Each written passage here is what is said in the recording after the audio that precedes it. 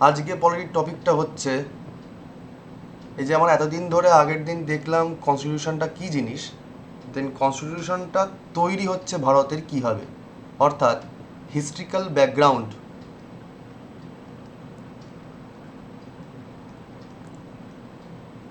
Historical background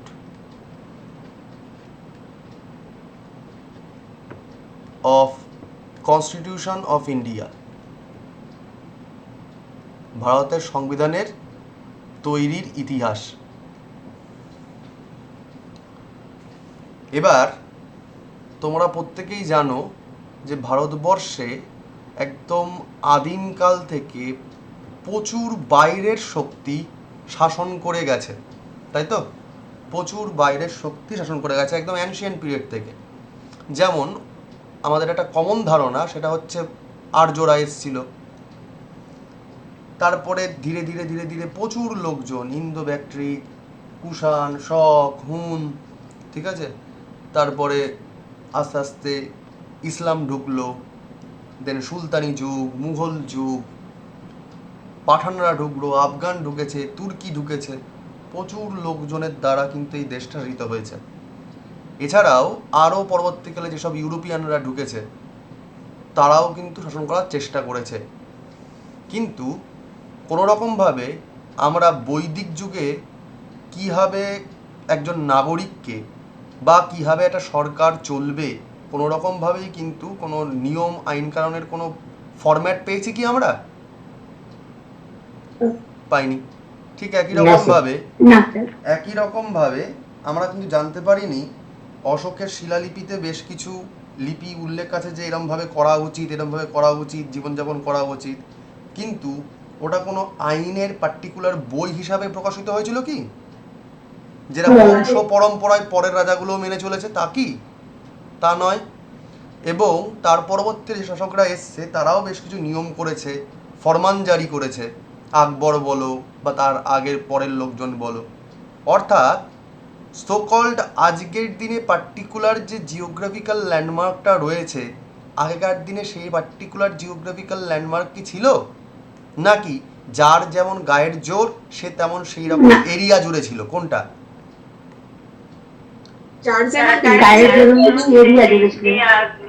অর্থাৎ প্রত্যেকটা নাগরিক, আজকে তুমি যেখানে রয়েছো দেখা গেল কালকেই সেখানে অন্য একজন শাসক এসে রাজত্ব করছে, তুমি কার নাগরিক তুমি নিজেই জানো না।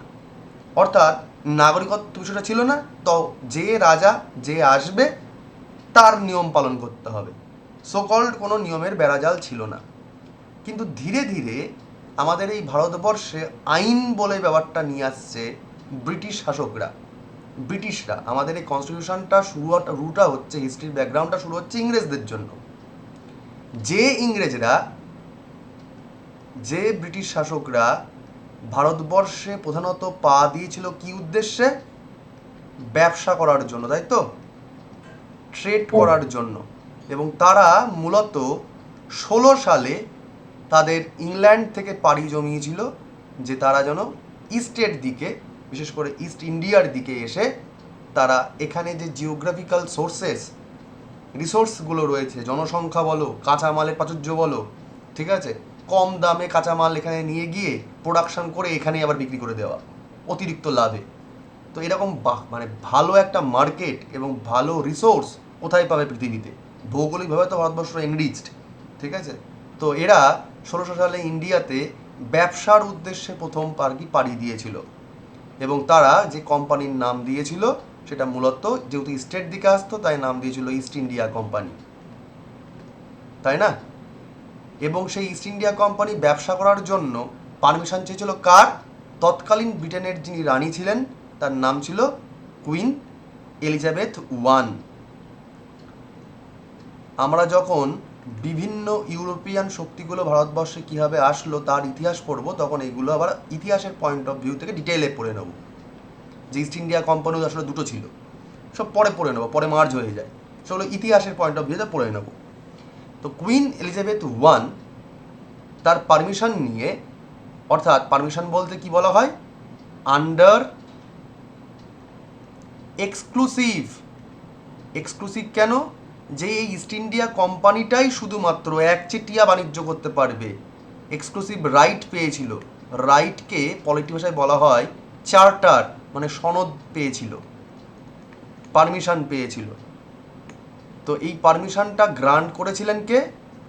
Granted by Queen Elizabeth one, মানে একে বলা হয় প্রোক্লেমেশন। ঠিক আছে, হোয়াট এভার। বাণিজ্য করার জন্য এরা এসে তারা ধীরে ধীরে ধীরে ধীরে রাজত্ব কায়েম করছে এবং কনস্টিটিউশন বানাবার কাজ করছে। এতে লাভটা কি, কেন? যদি একটু ভালো করে খেয়াল করে দেখো, আজকে প্রাচীন ভারতবর্ষ থেকে এত শাসকরা ভারত শাসিত করেছে, কিন্তু এই ব্রিটিশরা এটা করেছে। এবং খেয়াল করে দেখবে, যদি 1947-এর তোমরা সেন্সাসটা খেয়াল করার চেষ্টা করো, দেখবে যে ভারতবর্ষে সেই সময় মোট কত পপুলেশন ছিল বলতে পারবে? 1947-এ ইন্ডিয়ার লোকের কত পপুলেশন ছিল বলতে পারবে? কারো কোনো আন্দাজ আছে? Hello, 38.9 crore। আমি একদম ডট হিসাব বললাম, on an approximate 40 crore। 38.9 crore বলাই যায় সরকারি হিসাব অনুযায়ী, ব্রিটিশ সরকারি হিসাব অনুযায়ী। ঠিক আছে, আর তোমরা যখন যদি পড়াশোনা করো ইতিহাসে পরবর্তীতে দেখবে যে 1947-এ যখন দেশ ভাগ হয়ে যায়, ব্রিটিশদের কাছ থেকে যখন ইন্ডিয়া ডমিনিয়ন স্ট্যাটাস পেয়ে যায়, মানে ইন্ডিপেন্ডেন্স হয়ে যায়, তখন ইন্ডিয়া ছেড়ে যেসব ব্রিটিশরা চলে গেছিল, সেই ব্রিটিশদের সংখ্যা কত ছিল জানো? সেই সংখ্যা ছিল 5,000 অন অ্যান অ্যাপ্রক্সিমেট। এবার তুমি বলো, এই 5,000 লোক তো আর একবারে 1600 সালে ভারতবর্ষে আসেনি। এই যে প্রায় 300 বছরের বেশি বছর ধরে তারা ধীরে ধীরে বাণিজ্য করার নাম করে রাজত্ব করতে থাকলো, তাহলে প্রথমে 1-2 জন লোক, তারপরে আর কিছু লোক, তারপর আর কিছু লোক, তারপর আর কিছু লোক, এরকম করতে করতে এসছে। তো সুতরাং যদি শেষ মুহূর্তেও যে ইংরেজদের সংখ্যা যেটা ছিল 5,000 লোক, সেই 5,000 লোক এতদিন ধরে রাজত্ব করলো কি করে? মানুষ তো আর এত ভীতু হতে পারে না, তাই না? যদি আজকে 40 কোটি লোক শুধু যত এদেরকে যদি ঘিরে ধরতো, গায়ের গরমেই মরে যেত দম বন্ধ হয়ে, তাই না? তো সুতরাং নিশ্চয়ই গায়ের জোরে এতগুলো লোককে নিশ্চয়ই কমান্ড করে যায়নি। তাহলে কমান্ডটা করলো কিসে? আইন কানুনে, লতে ভয় পাওয়ালো, যে দেখো তুমি না আমাকে সই করে দিয়েছো। এই আইন অনুযায়ী এতদিন ধরে এই ব্রিটিশ শক্তি ভারতবর্ষকে শাসন করেছে। আর এই লগুলো পরপর পরপর এসে গিয়ে যে আইনের বই তৈরি হচ্ছে, সেটাই হচ্ছে আজকের কনস্টিটিউশনের বলতে পারো মেন শিরদাঁড়া। ঠিক আছে, তো এই শিরদাঁড়াটা তৈরি হলো কি করে, সেটাই আজকে আমাদের আলোচ্য বিষয়। তো হোয়াট এভার, তো ব্রিটিশ শক্তি মূলত ট্রেড করার জন্য এলিজাবেথ ওয়ানের কাছ থেকে পারমিশন নিয়ে, স্পেশাল পারমিশন নিয়ে ইন্ডিয়াতে এসেছিল 1600 সময়তে বাণিজ্য করার জন্য। ধীরে ধীরে ধীরে ধীরে অনেক জল গড়িয়েছে, তোমরা জানো। শেষ পর্যন্ত এই বাংলা যখন পুরোপুরি পেয়ে গেছিল, বিশেষ করে বাংলা বলতে কলকাতা শহর যখন পত্তন হয়ে গেছে, তার উপরে যখন সিরাজদৌল্লা আসছে, সেই সময় বড়সড় ঝামেলা হয়েছিল। সেই সময় সিরাজদৌল্লাকে মানে সরিয়ে দিয়ে একটা কি বলবো, ওই পাপেট একজনকে বসিয়েছিল, মির্জাফরকে, তাই না? এবং তখনই বলতে পারো ডুয়াল গভর্নমেন্ট চলে আসছে, দ্বৈত শাসন চলে আসছে একরকমভাবে ধীরে ধীরে ধীরে ধীরে। তারপরে মির্জাফরকে যখন সরিয়ে দিয়ে মীর কাসিমকে নিয়ে আসছে, তো মীর কাসিম বুঝতে পেরেছিল যে এরম করলে এরা শেষ করে দেবে। তো যখন আবার মুঙ্গিরের রাজধানী চেঞ্জ করে নিয়ে যাচ্ছে, তখন ইংরেজরা বুঝে যাচ্ছে যে এবারটা বুঝে গেছে। তো মীর কাসিমকে সরিয়ে দিয়ে মীর জাফরকে আবার ফিরিয়ে নিয়ে আসছে, এবং মীর কাসিমের সঙ্গে তখন বক্সারের যুদ্ধ হচ্ছে। তো বক্সারের যুদ্ধটা কত সালে হয়েছিল? হ্যাঁ, 1764। তাই বলো, 64, 1764। তাই বলো।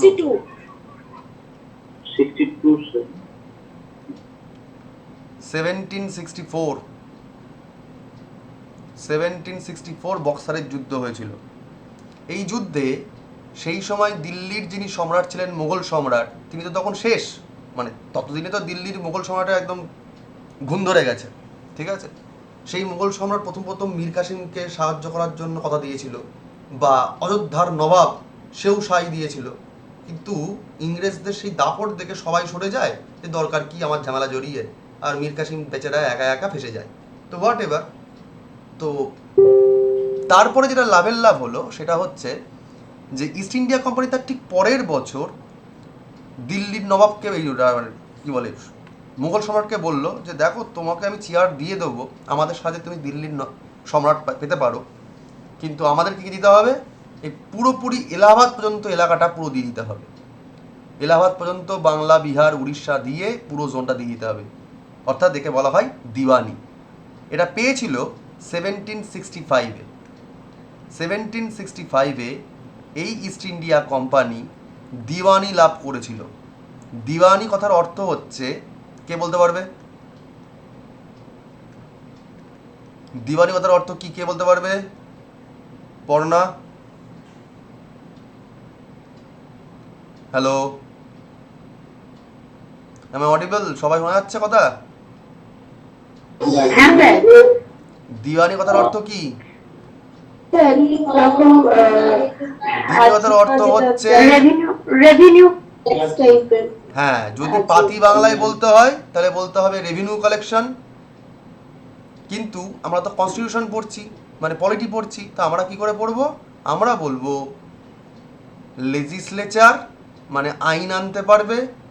2, এক্সিকিউটিভ, সে আইন অনুযায়ী শাসন করতে পারবে। 3, জুডিশিয়ারি, সে আইন অনুযায়ী বিচার করতে পারবে। এবং 4, রেভিনিউ কালেক্ট করতে পারবে। মানে বাকি কিছুই রইলো না, এখানকার পুরোটারই শাসক হয়ে গেল ওরা। আইন আনা, তার সেরকম অনুযায়ী প্রশাসন আনা, বিচার করা এবং ট্যাক্স কালেক্ট করা, সবটাই করতে পারছে। সবটাকে নিয়েই বলা হয় দিওয়ানি। ওকে, সবাই শোনা গেছে কথাটা কি বললাম? ও লোকজন, নতুন লোকজন, ঠিক আছে? হ্যাঁ স্যার শোনা যাচ্ছে। ওকে, এবার এই দিওয়ানি লাভটা করলো কোন কোন জায়গায়? বাংলা, বিহার, উড়িষ্যা। সাব্বি, এটা নতুন ব্যাচের পড়া হচ্ছে, চলে গেছে নাকি? সাব্বি, নতুন ব্যাচের পড়া হচ্ছে, পুরোনোদেরকে রিভিশন করার জন্য ডেকেছি আমি, না হলে তোমাদের পুরোনো ব্যাচে পুরোনো ক্লাসই হবে, যেমন যেমন চলছে আর কি, ঠিক আছে? 10:30 থেকে। ঠিক আছে স্যার, আমার অনেক ক্লাস মিস হয়েছে, সেই জন্য আমি ভাবছিলাম যে কি চ্যাপ্টার হচ্ছে একবার দেখে নিই। ওকে, তো বেঙ্গল, বিহার, উড়িষ্যা এই 3টে জায়গায় দিওয়ানি লাভ পেয়েছিল 1765-এ মুঘল সম্রাটের কাছ থেকে। কে? British company, East India Company, ঠিক আছে? কার কাছ থেকে পেয়েছিল? তৎকালীন মুঘল সম্রাট, যার নাম ছিল শাহ আলম। কি নাম ছিল? শাহ আলম। শাহ আলমের কাছ থেকে পাচ্ছে রাইটটা। কে পেয়েছিল মেনলি ইস্ট ইন্ডিয়া কোম্পানির হয়ে? East India Company. কে পেয়েছিল? রবার্ট ক্লাইভ পেয়েছিল। রবার্ট ক্লাইভ নিয়ে এসেছিল। ওকে বলেছিল তোমাকে আমি দিল্লির মুঘল সম্রাটের চেয়ারে বসিয়ে রেখে দেবো, তুমি আমাকে এই জায়গাটা পুরো দিয়ে দাও, ঠিক আছে? হোয়াট এভার, মানে বকলবে পুরো জায়গাটা পেয়ে গেল, একটা ভারতের বড়সড় অংশ। এবার এই জায়গাটা যেটা পেল, এইখানে শুরু হয়ে গেল রাজত্ব, ঠিক আছে? 1765-এর পর থেকে এই কলকাতা অঞ্চলকে কেন্দ্র করে জানি আমরা, যেখানে ফোর্ট উইলিয়াম অলরেডি এস্টাবলিশড হয়ে গেছে। ফোর্ট উইলিয়ামটা কি? সেই সময় কলকাতার যারা গভর্নর ছিল, সেই কলকাতার গভর্নররা সেখানে বসতেন এবং শাসন কার্য করতেন কলকাতা শহরকে কেন্দ্র করে। গভর্নর অফ ক্যালকাটা বলা হতো। এই গভর্নর অফ ক্যালকাটার অনেক সময় যেহেতু ফোর্ট উইলিয়ামে বসতো, তাই এটাকে নাম ছিল ফোর্ট উইলিয়ামের গভর্নর, ঠিক আছে? ধীরে ধীরে ধীরে ধীরে যখন 1765-এর পর পুরো বাংলাটাই পেয়ে যাচ্ছে, বাংলা, বিহার, উড়িষ্যা নিয়ে, তখন এই গভর্নরদেরকে বলা হচ্ছে governor of Bengal. Governor of Bengal. আমি কি কি টার্ম ইউটিলাইজ করছি মন দিয়ে শোনো, না হলে গুলিয়ে যাবে, মন দিয়ে শোনো। ফার্স্টে বললাম কি ছিল, যেহেতু কলকাতা শহরটা আগেই পত্তন হয়ে গেছিল, ইতিহাসে আমরা পড়বো সেগুলো। কলকাতা শহরের যারা শাসক ছিল তারা হচ্ছে গভর্নর অফ ক্যালকাটা। এই যেহেতু এই লোকজন ফোর্ট উইলিয়ামে বসতো, তাই যাদের নাম ছিল গভর্নর অফ ফোর্ট উইলিয়ামও, মানে একই জিনিস। কিন্তু যখন দেওয়ানি লাভ করছে তখন পুরো বাংলারই গভর্নর এরা, তাই তখন পরবর্তীতে পোস্টের নাম হয়ে গেল গভর্নর অফ বেঙ্গল। তাহলে বাংলার প্রথম গভর্নর কে হয়েছিল? Robert Clive. Robert Clive. বোঝা গেল? কারণ দেওয়ানি কে আনছেন? উনিই তো আনছেন। ওকে, বেশ। এবার এই সময়তেও কিন্তু খুচখাচ করে দেওয়ানি লাভের পরও কিন্তু খুচখাচ করে ওই মির্জাফরের যারা বংশধর তারাও কিন্তু রয়েছে। রবার্ট ক্লাইভ একটা বুদ্ধি ধরেছিল, বলেছিল মুর্শিদাবাদে থাকুক, আমরাও থাকি। মানে মুর্শিদাবাদের যেমন সরকার চলছে তেমন এখানেও সরকার চলুক, মানে ডুয়াল গভর্নমেন্ট চলুক। কেন করেছিল সেটা আমরা ইতিহাসে বেশি করে পড়বো, বাট মধ্য কথা শুনে রেখে দাও কীরকমভাবে ধ্বংস করেছিল আর কি। এখানকার যারা নাগরিক, সেই নাগরিকগুলো সরকারকে ট্যাক্স দিতে বাধ্য হতো। এবার ধরো যদি মুর্শিদাবাদের সরকার থাকে তাহলে সেই সরকারকেও ট্যাক্স দেবে, আবার ইংরেজ সরকারকেও ট্যাক্স দেবে, মানে দুই রকম ট্যাক্স আসছে। কিন্তু মুর্শিদাবাদের সরকার বা নবাব সে কার কথায় উঠছে বসছে? রবার্ট ক্লাইভের কথা উঠছে বসছে। তার মানে মধ্য কথা টাকাটা ঘুরে কার কাছেই আসছে? আসছে ইংরেজদের কাছেই। তার মানে ইংরেজরা দুই রকমভাবে ঘুরিয়ে টাকা ইনকাম করে নিত। ক্লিয়ার এইটুকু? বোঝা গেল? টাকা ইনকাম করে নিত, চললো, ভালো কথা। এই সময় চলতে চলতে যখন এরকম দীর্ঘ টাকা পয়সা বলতে পারো একটা মানে লুটপাট চলছে, সেই সময় দেখা গেল ক্লাইমেটও চেঞ্জ হচ্ছে, প্রচুর পরিমাণে খরা আসছে, বন্যা হচ্ছে, চাষবাস ভালো করে হচ্ছে না, মানুষের প্রচুর দুর্দিন দেখতে হচ্ছে। সেই সময় ধীরে ধীরে মন্বন্তর আসছে। ওকে, সেই সময় ধীরে ধীরে মন্বন্তর আসছে। তাকে ৭৬-এর মন্বন্তর বলে, তখন ভ্যাসিটার ছিলেন, হোয়াট এভার, ডেক সাহেব ছিলেন। এর পরে যিনি আসছেন অর্থাৎ বাংলার গভর্নরের শেষ গভর্নর, লাস্ট যিনি আসছেন, তার নাম হচ্ছে ওয়ারেন হেস্টিংস। কি নাম বললাম? Warren Hastings. ইনি দেখলেন যে এরকম করে যদি চলা হয় তাহলে সারা ভারতবর্ষ পাওয়ার যে স্বপ্ন সেটা পাওয়া যাবে না। এরমভাবে চললে, খরা ফরা এরমভাবে চললে মানুষজন এমনি না খেতে পেয়ে মরবে, আর আমরাও রাজনৈতিকভাবে পরবর্তীকালে পালিয়ে যেতে বাধ্য হব। এ চলবে না। বৃহত্তর লক্ষ্যের জন্য ইনি কী করলেন? এসব করা যাবে না, উনি দ্বৈত শাসন তুলে দিলেন। তোমরা ইতিহাসে কোশ্চেন আসে তোমাদের চাকরির পরীক্ষায়, দ্বৈত শাসন কে এনেছিল? ডুয়াল গভর্নমেন্ট, সেটা হচ্ছে রবার্ট ক্লাইভ। আর দ্বৈত শাসন তুলে দিয়েছিল কে? Warren Hastings. তিনি হচ্ছেন শেষ গভর্নর অফ বাংলা, বাংলার শেষ গভর্নর। এবার তিনি একটা জিনিস করলেন, তিনি দেখলেন যে যদি এরম করে চলে তাহলে মুশকিল। ততদিনে কিন্তু ইংরেজরা ধীরে ধীরে ধীরে ধীরে বাংলায় যেমন প্রভিন্স তৈরি করেছে তেমনই মাদ্রাসেও প্রভিন্স তৈরি করেছে, তেমনই আবার বোম্বেতেও প্রভিন্স তৈরি করেছে। অর্থাৎ তিনটে জায়গাতেই সমান তালে তিনটে জিনিস চলছে। এক, এখানেও আইন তৈরি হচ্ছে এবং সেই আইন অনুযায়ী সেখানে শাসন কার্য চলছে, আবার সেখানে সেই আইন অনুযায়ী বিচারও চলছে, জুডিশিয়ারি চলছে। এখানেও তাই, আইন আনা হচ্ছে, এক্সিকিউটিভ চলছে, আবার জুডিশিয়ারিও চলছে। আবার এখানেও তাই, আইন আনা হচ্ছে, এক্সিকিউটিভ চলছে, আবার জুডিশিয়ারি চলছে। এবার ধরো একই যদি আজকে তোমার খরা, দুর্ভিক্ষ সব চলে, সাধারণ মানুষের মধ্যে নিশ্চয়ই ক্ষোভ, রাগ আস্তে আস্তে তৈরি হবেই। এবার ধরো আজকে কেউ বলল যে তুমি না দেখতে খারাপ, বা আমি যদি অন্যরকমভাবে উদাহরণ দিয়ে বলি যে আজকে তুমি ট্যাক্স দিতে পারো নি, এখানকার লোক হয়তো বলল, শাসক বলল যে তোমাকে 20 ঘা বেতের বাড়ি মারা হবে। আবার একই কারণে হয়তো বললো এখানকার লোক, আইন তৈরি করলো, তোমাকে 10 ঘা বেতের বাড়ি মারা হবে। আবার একই কারণে বলা হলো, দেখা গেলো এখানে বললো তোমাকে 50 ঘা বেতের বাড়ি মারা হবে। তার মানে একই দোষের জন্য দেখা গেল তিনটে জায়গায় আলাদা আলাদা আইন রয়েছে, আলাদা আলাদা করে শাসন কার্য চলছে। তাহলে ন্যাচারালি বিদ্রোহ বাড়বে না কমবে?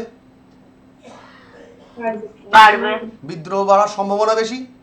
কারণ যতক্ষণ ধরো আজকে আমি যদি বলি যে অদিতি আদৌ তুমি পড়াশোনা করছো না কেন, ও বললো স্যার আমার না সমস্যা আছে, জেনুইন সমস্যা আছে, বুঝলাম, ওকে আমি পড়ানো মানে বললাম যে ঠিক আছে পরের দিন পড়ে এসো।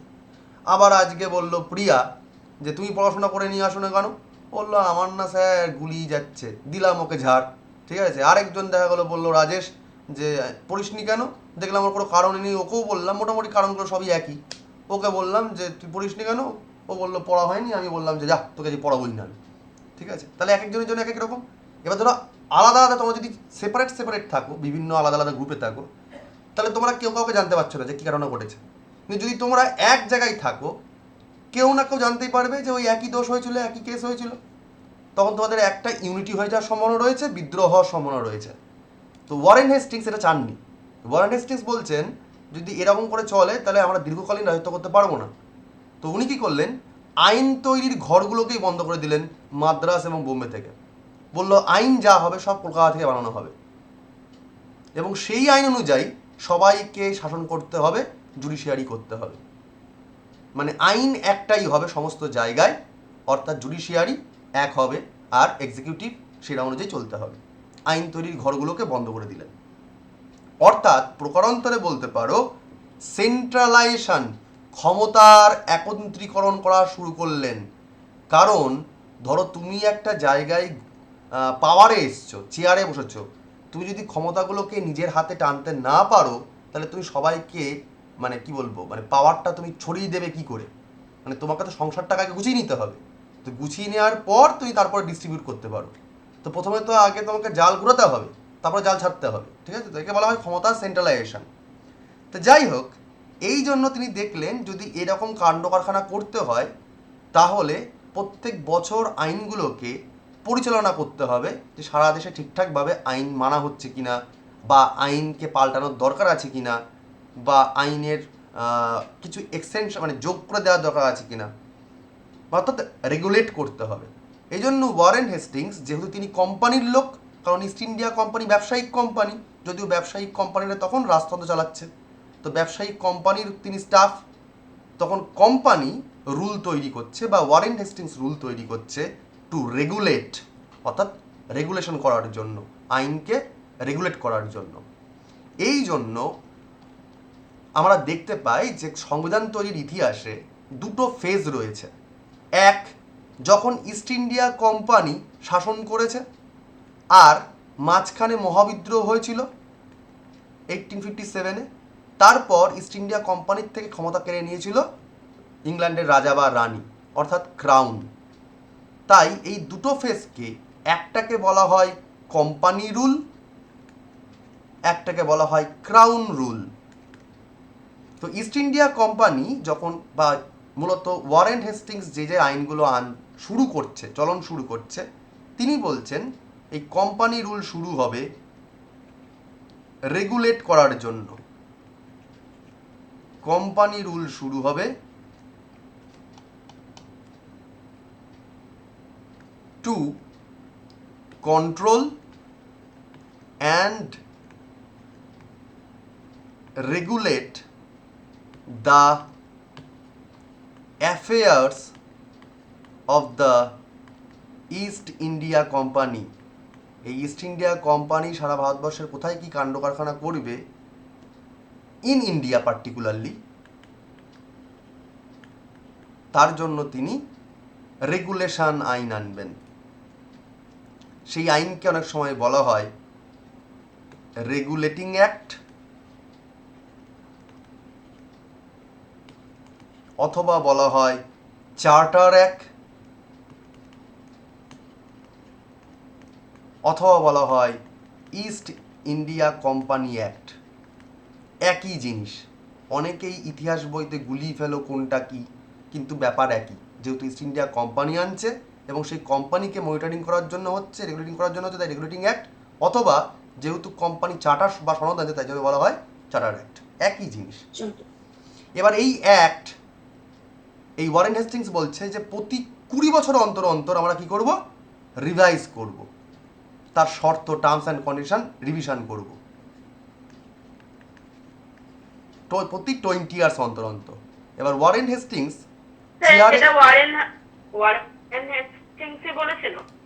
হ্যাঁ, এবার ওয়ারেন হেস্টিংস চেয়ারে বসছে, বাংলার গভর্নরের চেয়ারে বসছে 1772 সালে।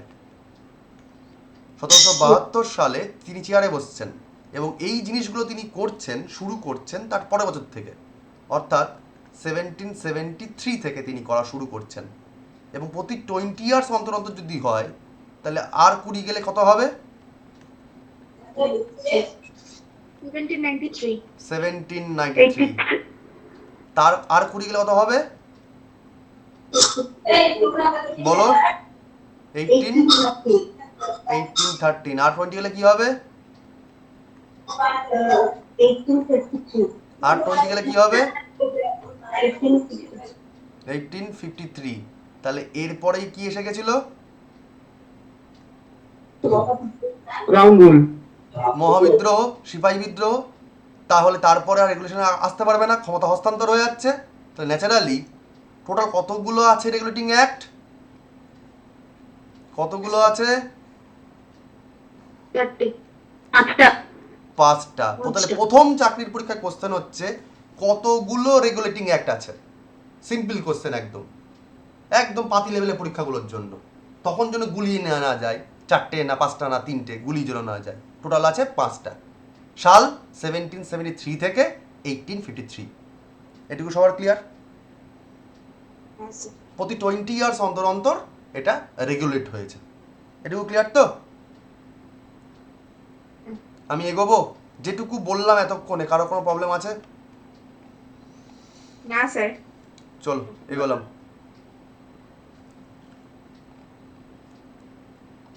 এবার এই ওয়ারেন হেস্টিংস প্রথম যে আইনটা আসছেন তার নাম হচ্ছে রেগুলেটিং অ্যাক্ট। আমি শর্টে লিখছি, হ্যাঁ, রেগুলেটিং অ্যাক্ট 1773।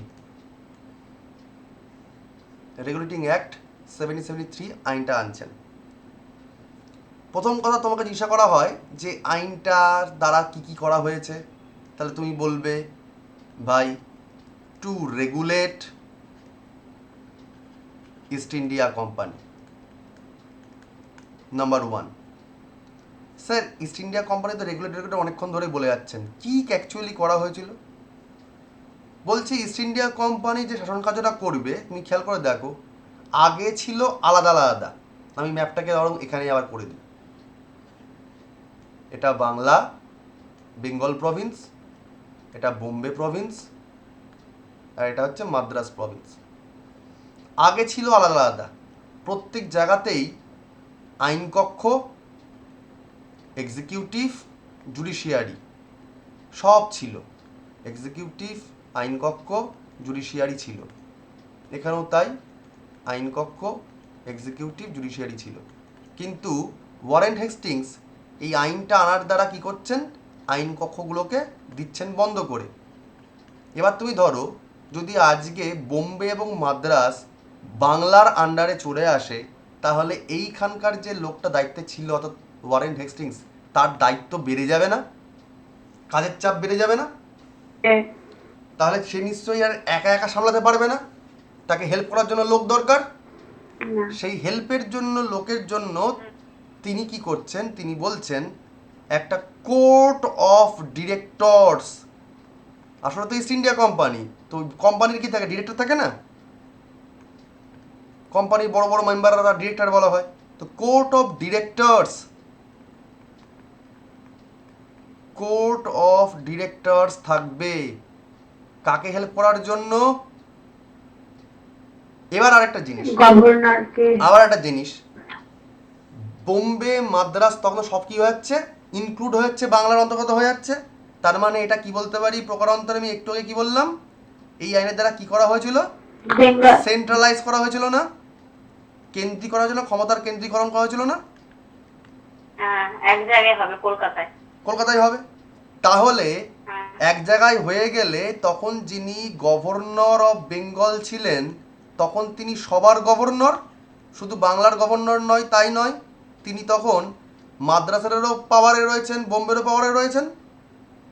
তাই জন্য তিনি সবার যেহেতু, তাই তিনি জেনারেল। তাহলে কিসের জেনারেল? তাহলে পশ্চাৎ তখন নাম হয়ে যাবে, এই গভর্নর অফ বেঙ্গলটা পাল্টে গিয়ে নাম হয়ে গেল governor general of Bengal. Governor general of Bengal, এই পোস্টার নামে এটা কনভার্ট হয়ে গেল, অর্থাৎ ক্ষমতার এককেন্দ্রীকরণ হলো। এটুকু সবার ক্লিয়ার? আর কোম্পানির এই যে কোর্ট অফ ডিরেক্টরস থাকছে, সেই কোর্ট অফ ডিরেক্টরস তারা ব্রিটিশ গভর্নমেন্টের কাছে, যারা আসলে তো ইংল্যান্ডের, এরা বণিক লোকজন, তো এরা ব্যবসা বাণিজ্য করার জন্য ইংল্যান্ড থেকে এসেছিল, তাহলে ইংল্যান্ডের যেসব সরকার রয়েছে তাদের কাছে কৈফিয়ত দেবে কি যে আমরা এখানে এত টাকা করছি না করছি? তাহলে ব্রিটিশ গভর্নমেন্টেও তো উত্তর দিতে লাগবে যে আমরা কি করছি না করছি। তাই ব্রিটিশ গভর্নমেন্টের কাছে এই কোর্ট অফ ডিরেক্টর থাকবে অ্যান্সারেবল, যে আমরা এখানে সরকার চালাচ্ছি। ঠিক আছে? আর স্যার এই গভর্নর অফ বেঙ্গলের এখানটা একটু বলুন না, এখানটা বুঝতে পারলাম না। কোনটা বুঝতে পারোনি? এই যে গভর্নর অফ বেঙ্গল যেটা আপনি বললেন এখানটা। মন দিয়ে শোনার চেষ্টা করো। বাংলার যিনি শাসক ছিলেন তেমনই তো মাদ্রাসেও ছিল, তেমনই তো বোম্বেতেও ছিল, তো ছিল তো। এবার যে লোকটা বোম্বের থেকে পাওয়ার তুলে নিচ্ছে, মাদ্রাসের থেকে পাওয়ার তুলে নিচ্ছে আইন করার, তখন আইন তাহলে কে বানাবে? একা বাংলা বানাবে? তাহলে তখন প্রকারান্তরে বোম্বে এবং মাদ্রাস বাংলার মধ্যে ইনক্লুড হয়ে যাচ্ছে না? হ্যাঁ স্যার। তাই তো? তাহলে এই জায়গার প্রত্যেকটা জায়গার ইনচার্জকে বাংলার যিনি দায়িত্বে রয়েছেন, তাহলে বাংলার দায়িত্বে যিনি ছিলেন তিনি কি পোস্ট ছিলেন? গভর্নর অফ বেঙ্গল ছিলেন। এবার তিনি সবারই গভর্নর, তো সবার মানে কি হবে? জেনারেল। তাই জন্য তাকে বলা হলো কি? তাকে বলা হলো গভর্নর জেনারেল বলা হলো। শুধু গভর্নর বলা হলো না, গভর্নর জেনারেল বলা হলো অফ বেঙ্গল। তাহলে খেয়াল করে দেখো, ইতিহাসে আবার এই প্রশ্নটাই ঘুরিয়ে তোমাকে কোশ্চেন করে ইতিহাসে, যে বাংলার প্রথম গভর্নর জেনারেল কে? অ্যান্সার কি হবে? Warren Hastings. ওয়ারেন হেস্টিংসই বাংলার প্রথম গভর্নর জেনারেল, ফার্স্ট। তাহলে তোমার যদি ইতিহাসে তাহলে খেয়াল করে দেখো, এই জিনিসটা তোমরা পড়ো, যে তাহলে প্রথম বাংলার গভর্নর কে ছিল? যিনি দেওয়ানি নিয়ে এসেছিলেন, রবার্ট ক্লাইভ। তাহলে লাস্ট বাংলার গভর্নর কে? Warren Hastings. তাহলে ইনি চেঞ্জ করছেন, তাহলে ইনি হয়ে যাবেন প্রথম আবার গভর্নর জেনারেল অফ বেঙ্গল। এটুকু সবার ক্লিয়ার? তাহলে দেখো আমার ইতিহাস পড়াও হয়ে যাচ্ছে, পলিটি পড়াও হয়ে যাচ্ছে, ইনক্লুড করে করে করে। এটুকু ক্লিয়ার সবার? ও লোকজন, কোর্ট অফ ডিরেক্টরসটা একদম হ্যাঁ স্যার কোর্ট অফ ডিরেক্টরসটা হচ্ছে কোম্পানির মালিক শ্রেণীর লোকজন, যারা ব্রিটিশ গভর্নমেন্টের কাছে অ্যান্সারেবল থাকবে যে এখানে শাসন ব্যবস্থা কি চলছে না চলছে। বোঝা গেল? হ্যাঁ স্যার, এখান থেকে কি করে ওখানে গেলেন? মানে গভর্নর জেনারেল অফ বেঙ্গল বললেন, তারপর তার দায়িত্বগুলো দেখভাল কি কোর্ট অফ ডিরেক্টর করবে? সে ওরা একা করতে পুরোটাই পারছে না? করবে। ধরো তুমি একটা কোম্পানি তৈরি করেছো, ঠিক আছে? হুম। তুমি ধরলাম একটা কোম্পানি তৈরি করে চা বিক্রি করবে ধরলাম, ঠিক আছে? এবার তুমি দার্জিলিংয়ে গেলে চা বিজনেস করার জন্য। এবার দেখা গেল তুমি সেখানে বিজনেস করতে করতে পুরো দার্জিলিংটা শহরটা পুরো একচেটিয়া বিজনেস করলে তুমি, ওখানে আর কোনো কোম্পানি নেই, তুমি একা কোম্পানি তৈরি করেছো, এবং তুমি কোম্পানি করতে করতে তুমি ওখানকার লোকজনকে সব হাঁটিয়ে দিয়েছো, তুমি পাওয়ার নিয়ে নিয়েছো, ঠিক আছে? এবার তুমি একটা তো কোম্পানির মালিক আফটার অল, তোমার পার্টনার্সরা রয়েছে কোর্ট অফ ডিরেক্টরসে, এবার তুমি শাসন করছো ওখানে। এবার তোমার এমপ্লয়ি, এবার তুমি তো শাসন করছো মানে তুমি তো নিজে করছো না, তোমার এমপ্লয়িরা করছে, তোমার স্টাফরা করছে, executive, chief executive officer, CEO, এরা এসব লোকজন করছে। এবার এই তুমি তাদেরকে দায়িত্ব দিয়ে করে নিচ্ছ, অর্থাৎ তুমি কোর্ট অফ ডিরেক্টরসের বা বোর্ড অফ ডিরেক্টরসের মেম্বার, তুমি মানে একদম মাথা মালিক শ্রেণীর লোক তুমি। এবার তুমি নাগরিক কোথাকার? কলকাতার নাগরিক। তাহলে তোমাকে কলকাতার যে সরকার তার কাছে তোমাকে অ্যান্সার দিতে হবে না? তুমি তো দার্জিলিংয়ের লোক নও, বুঝতে পেরেছো? হ্যাঁ, তাহলে ওটা কি লিখেন? ব্রিটিশের পরে CR4 করে, কোনটা? ব্রিটিশের পাশে ওই অ্যান্সারেবলের ওপরে। British government, British government. Okay okay. এবার এই গভর্নর জেনারেলের যার দায়িত্ব বেড়ে গেল, বোম্বে এবং মাদ্রাসের দায়িত্ব বেড়ে গেল, তাকে হেল্প করার জন্য, এনাকে হেল্প করার জন্য একটা বডি তৈরি করা হচ্ছে। বডিটা কি বলছে? চারজন মেম্বারের একটা বডি হবে, যাকে বলা হবে, যিনি এই গভর্নর জেনারেলকে এক্সিকিউটিভের দিক থেকে মানে শাসনের দিক থেকে সাহায্য করবে। অর্থাৎ এই চারজন মেম্বারের যে বোর্ডটা হবে তাকে বলা হবে কাউন্সিল, এক্সিকিউটিভ কাউন্সিল বলা হবে। অর্থাৎ তারা প্রশাসনে সাহায্য করবে, তারা আইন আনবে না, প্রশাসনে সাহায্য করবে। এবার এই লোকগুলো শুধু তখন তো আর এক্সিকিউটিভ আর লেজিসলেচার আলাদা ছিল না, অর্থাৎ কলকাতার জন্য এই লোকগুলো ছিল যারা চেয়ারে বসতো, যা শাসক ছিল তারাই আর কি আইন তৈরি করতো, মানে তখন কোনো পলিটিশিয়ান ছিল না, ঠিক আছে? তো অর্থাৎ এরাই আবার হয়ে যাচ্ছে লেজিসলেটিভ কাউন্সিল। কিন্তু তখন লেজিসলেটিভ কাউন্সিল বলে বলতো না, এদের কাছে লেজিসলেটিভ পাওয়ার ছিল, তাদেরকে বলতো না, তাদেরকে বলতো এক্সিকিউটিভ কাউন্সিল। কিন্তু খেয়াল করে দেখো এই 4 জন লোক এক্সিকিউটিভ কাউন্সিলের কোথায় বসতো? কলকাতাতে না? কলকাতাতে তো?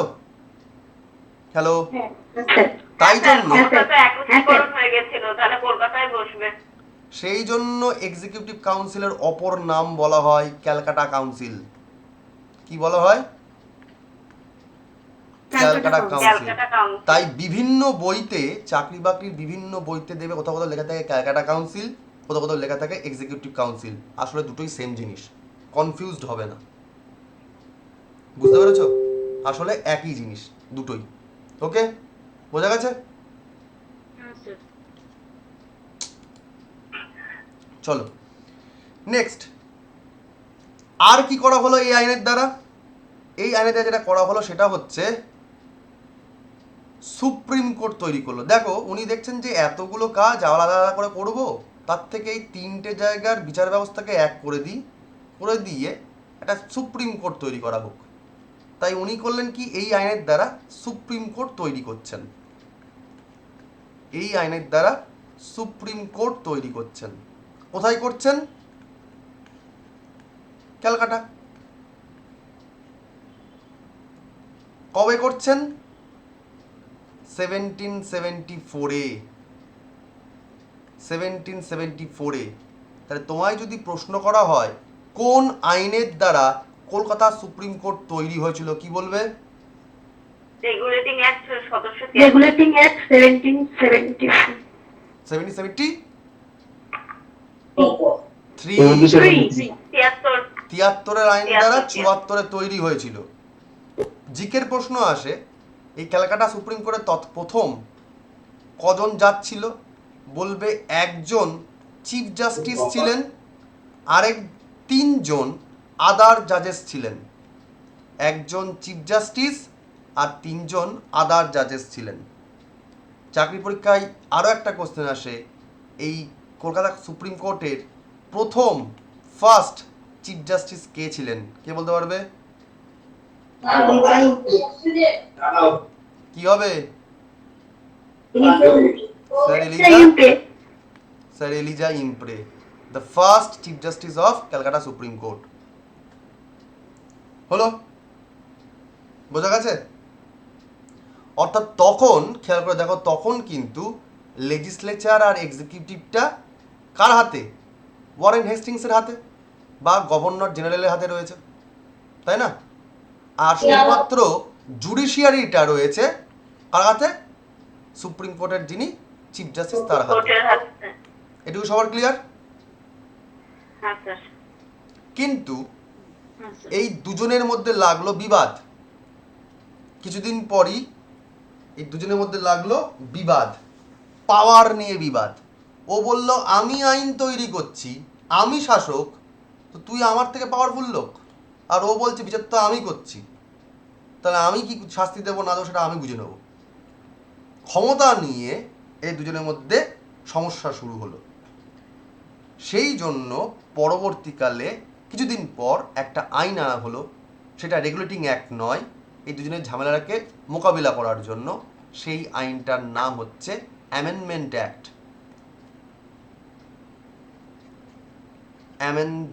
অ্যামেন্ডমেন্ট বা অ্যামেন্ডিং অ্যাক্ট বলা হয়। অ্যামেন্ডিং অ্যাক্ট বা এর অপর নাম সেটেলমেন্ট। কাদের মধ্যে?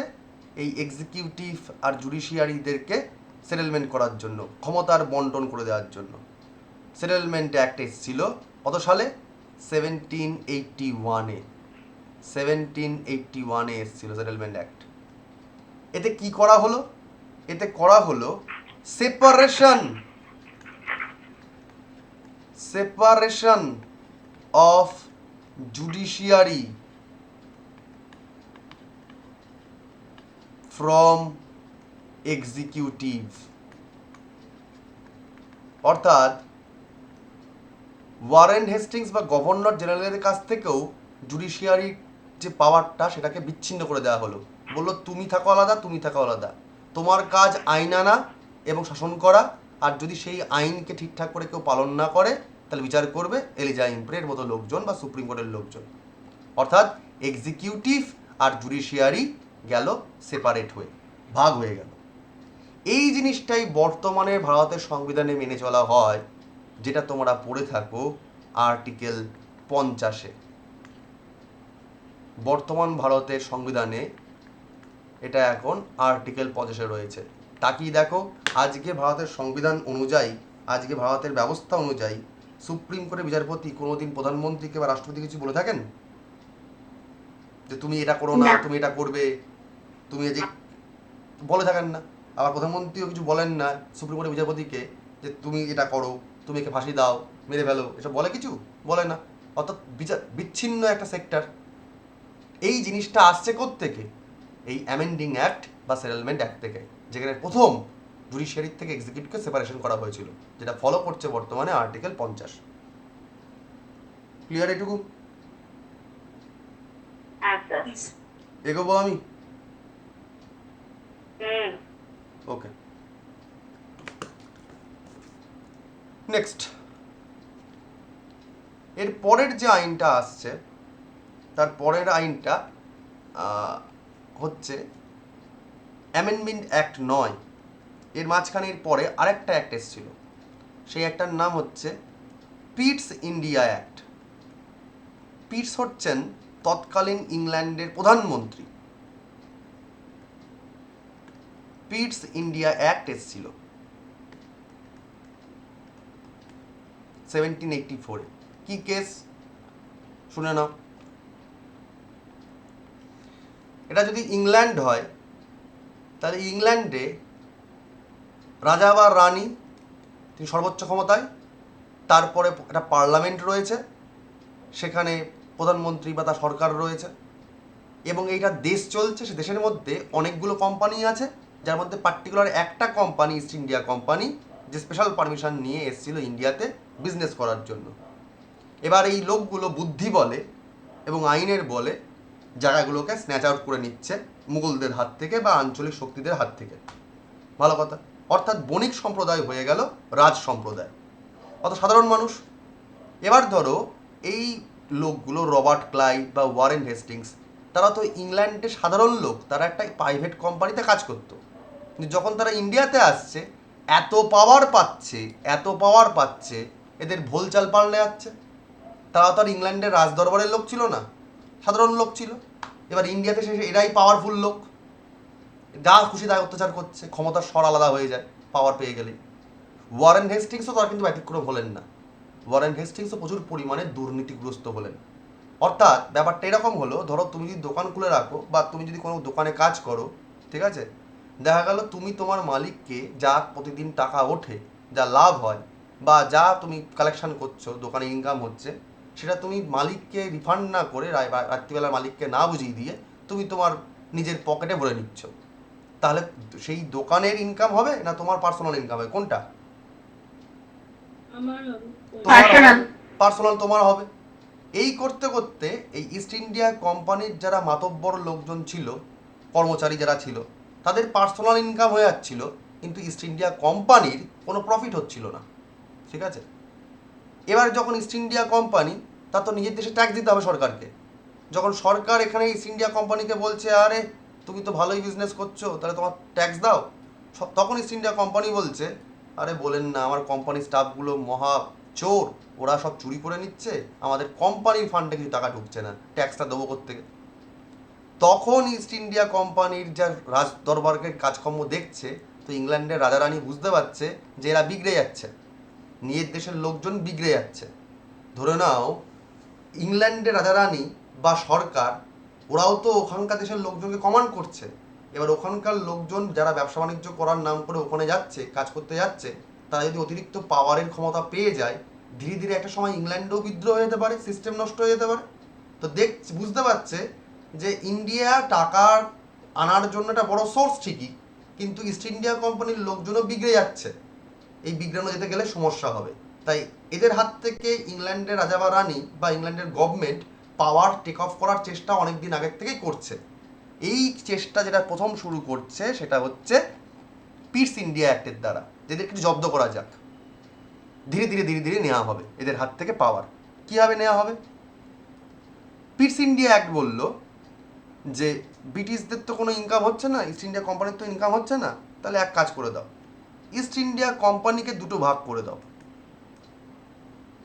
তোমাদের যখন ইনকাম হচ্ছে না, তোমরা যখন একজন চোর একজন করছো, তাহলে ভাগাভাগি করে দাও, কোনো সমস্যা নেই। ভাগাভাগি কী করে দেবে? বলছি ইস্ট ইন্ডিয়া কোম্পানি ভাগাভাগি হয় দুটো পার্ট হয়ে যাবে। একটা হবে বোর্ড অফ কন্ট্রোল, আর একটা হবে কোর্ট অফ ডিরেক্টরস। এই দুটো পার্টে ভাগ হয়ে যাবে দায়িত্ব, board of control, court of directors. Board of control কি করবে? এই বোর্ড অফ কন্ট্রোল করবে পলিটিক্যাল অর্থাৎ রাজনৈতিক কাজকর্ম। যদি অশান্তি হয় ওই দেশের মধ্যে, মানে ইন্ডিয়ার মধ্যে দেশীয় রাজন্যবর্গের সঙ্গে, তাদেরকে আর্মি দিয়ে যুদ্ধ করতে লাগবে, তাই মিলিটারি ব্যাপারটা দেখবে। এবং শাসন ব্যবস্থা পরিচালনা করবে, অ্যাডমিনিস্ট্রেশন করবে। কে করবে? বোর্ড অফ কন্ট্রোল করবে। কারণ তখনও তো পুরোপুরি ইন্ডিয়া ক্যাপচার হয়নি, কিছু কিছু অঞ্চল হয়েছে, তখনও তো টুকরো টুকরো করে দেশটা দখল করার চেষ্টা চলে আসছে। তাহলে বোর্ড অফ কন্ট্রোল এই জিনিসগুলো দেখভাল করবে। আর কোর্ট অফ ডিরেক্টরস কি?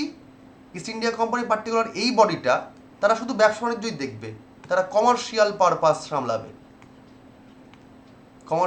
কমার্স অ্যান্ড ট্রেড দেখবে, আর অন্য কিছু দেখবে না।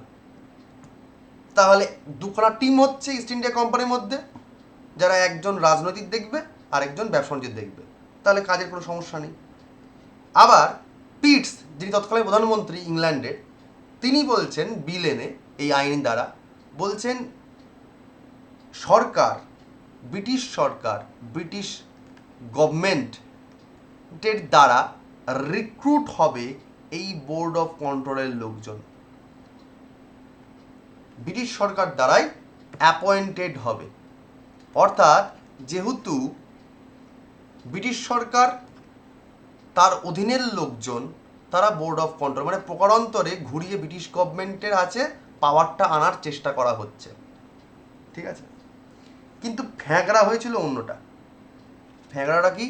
সেটা হচ্ছে এই দুটো বডির মাথা যিনি, তিনি তো আফটারঅল গভর্নর জেনারেল রে বাবা, অফ বেঙ্গল। তিনি তো গভর্নর জেনারেল অফ বেঙ্গল হয়েই বসে রয়েছেন। তাই ব্যাপারটা ওই লাভের লাভ কিছু হয়নি, ঘুরিয়ে একই থেকে গেছিল। কারণ দুটো বডি তো পরিচালনা করবে কে? After all governor general of Bengal. তাই লাভের লাভ কিছু হয়নি, তারই নির্দেশ সমস্ত কিছু হতো। এটুকু সবার হয়েছে? সেইটা কি লিখেছেন? Commercial commerce and trade, commerce and trade, commercial and trade. সবার এইটুকু হয়ে গেলে বলবে। আর এই পিটসের পুরো নাম হচ্ছে উইলিয়াম পিটস, তৎকালীন ব্রিটিশ প্রধানমন্ত্রী উইলিয়াম পিটস।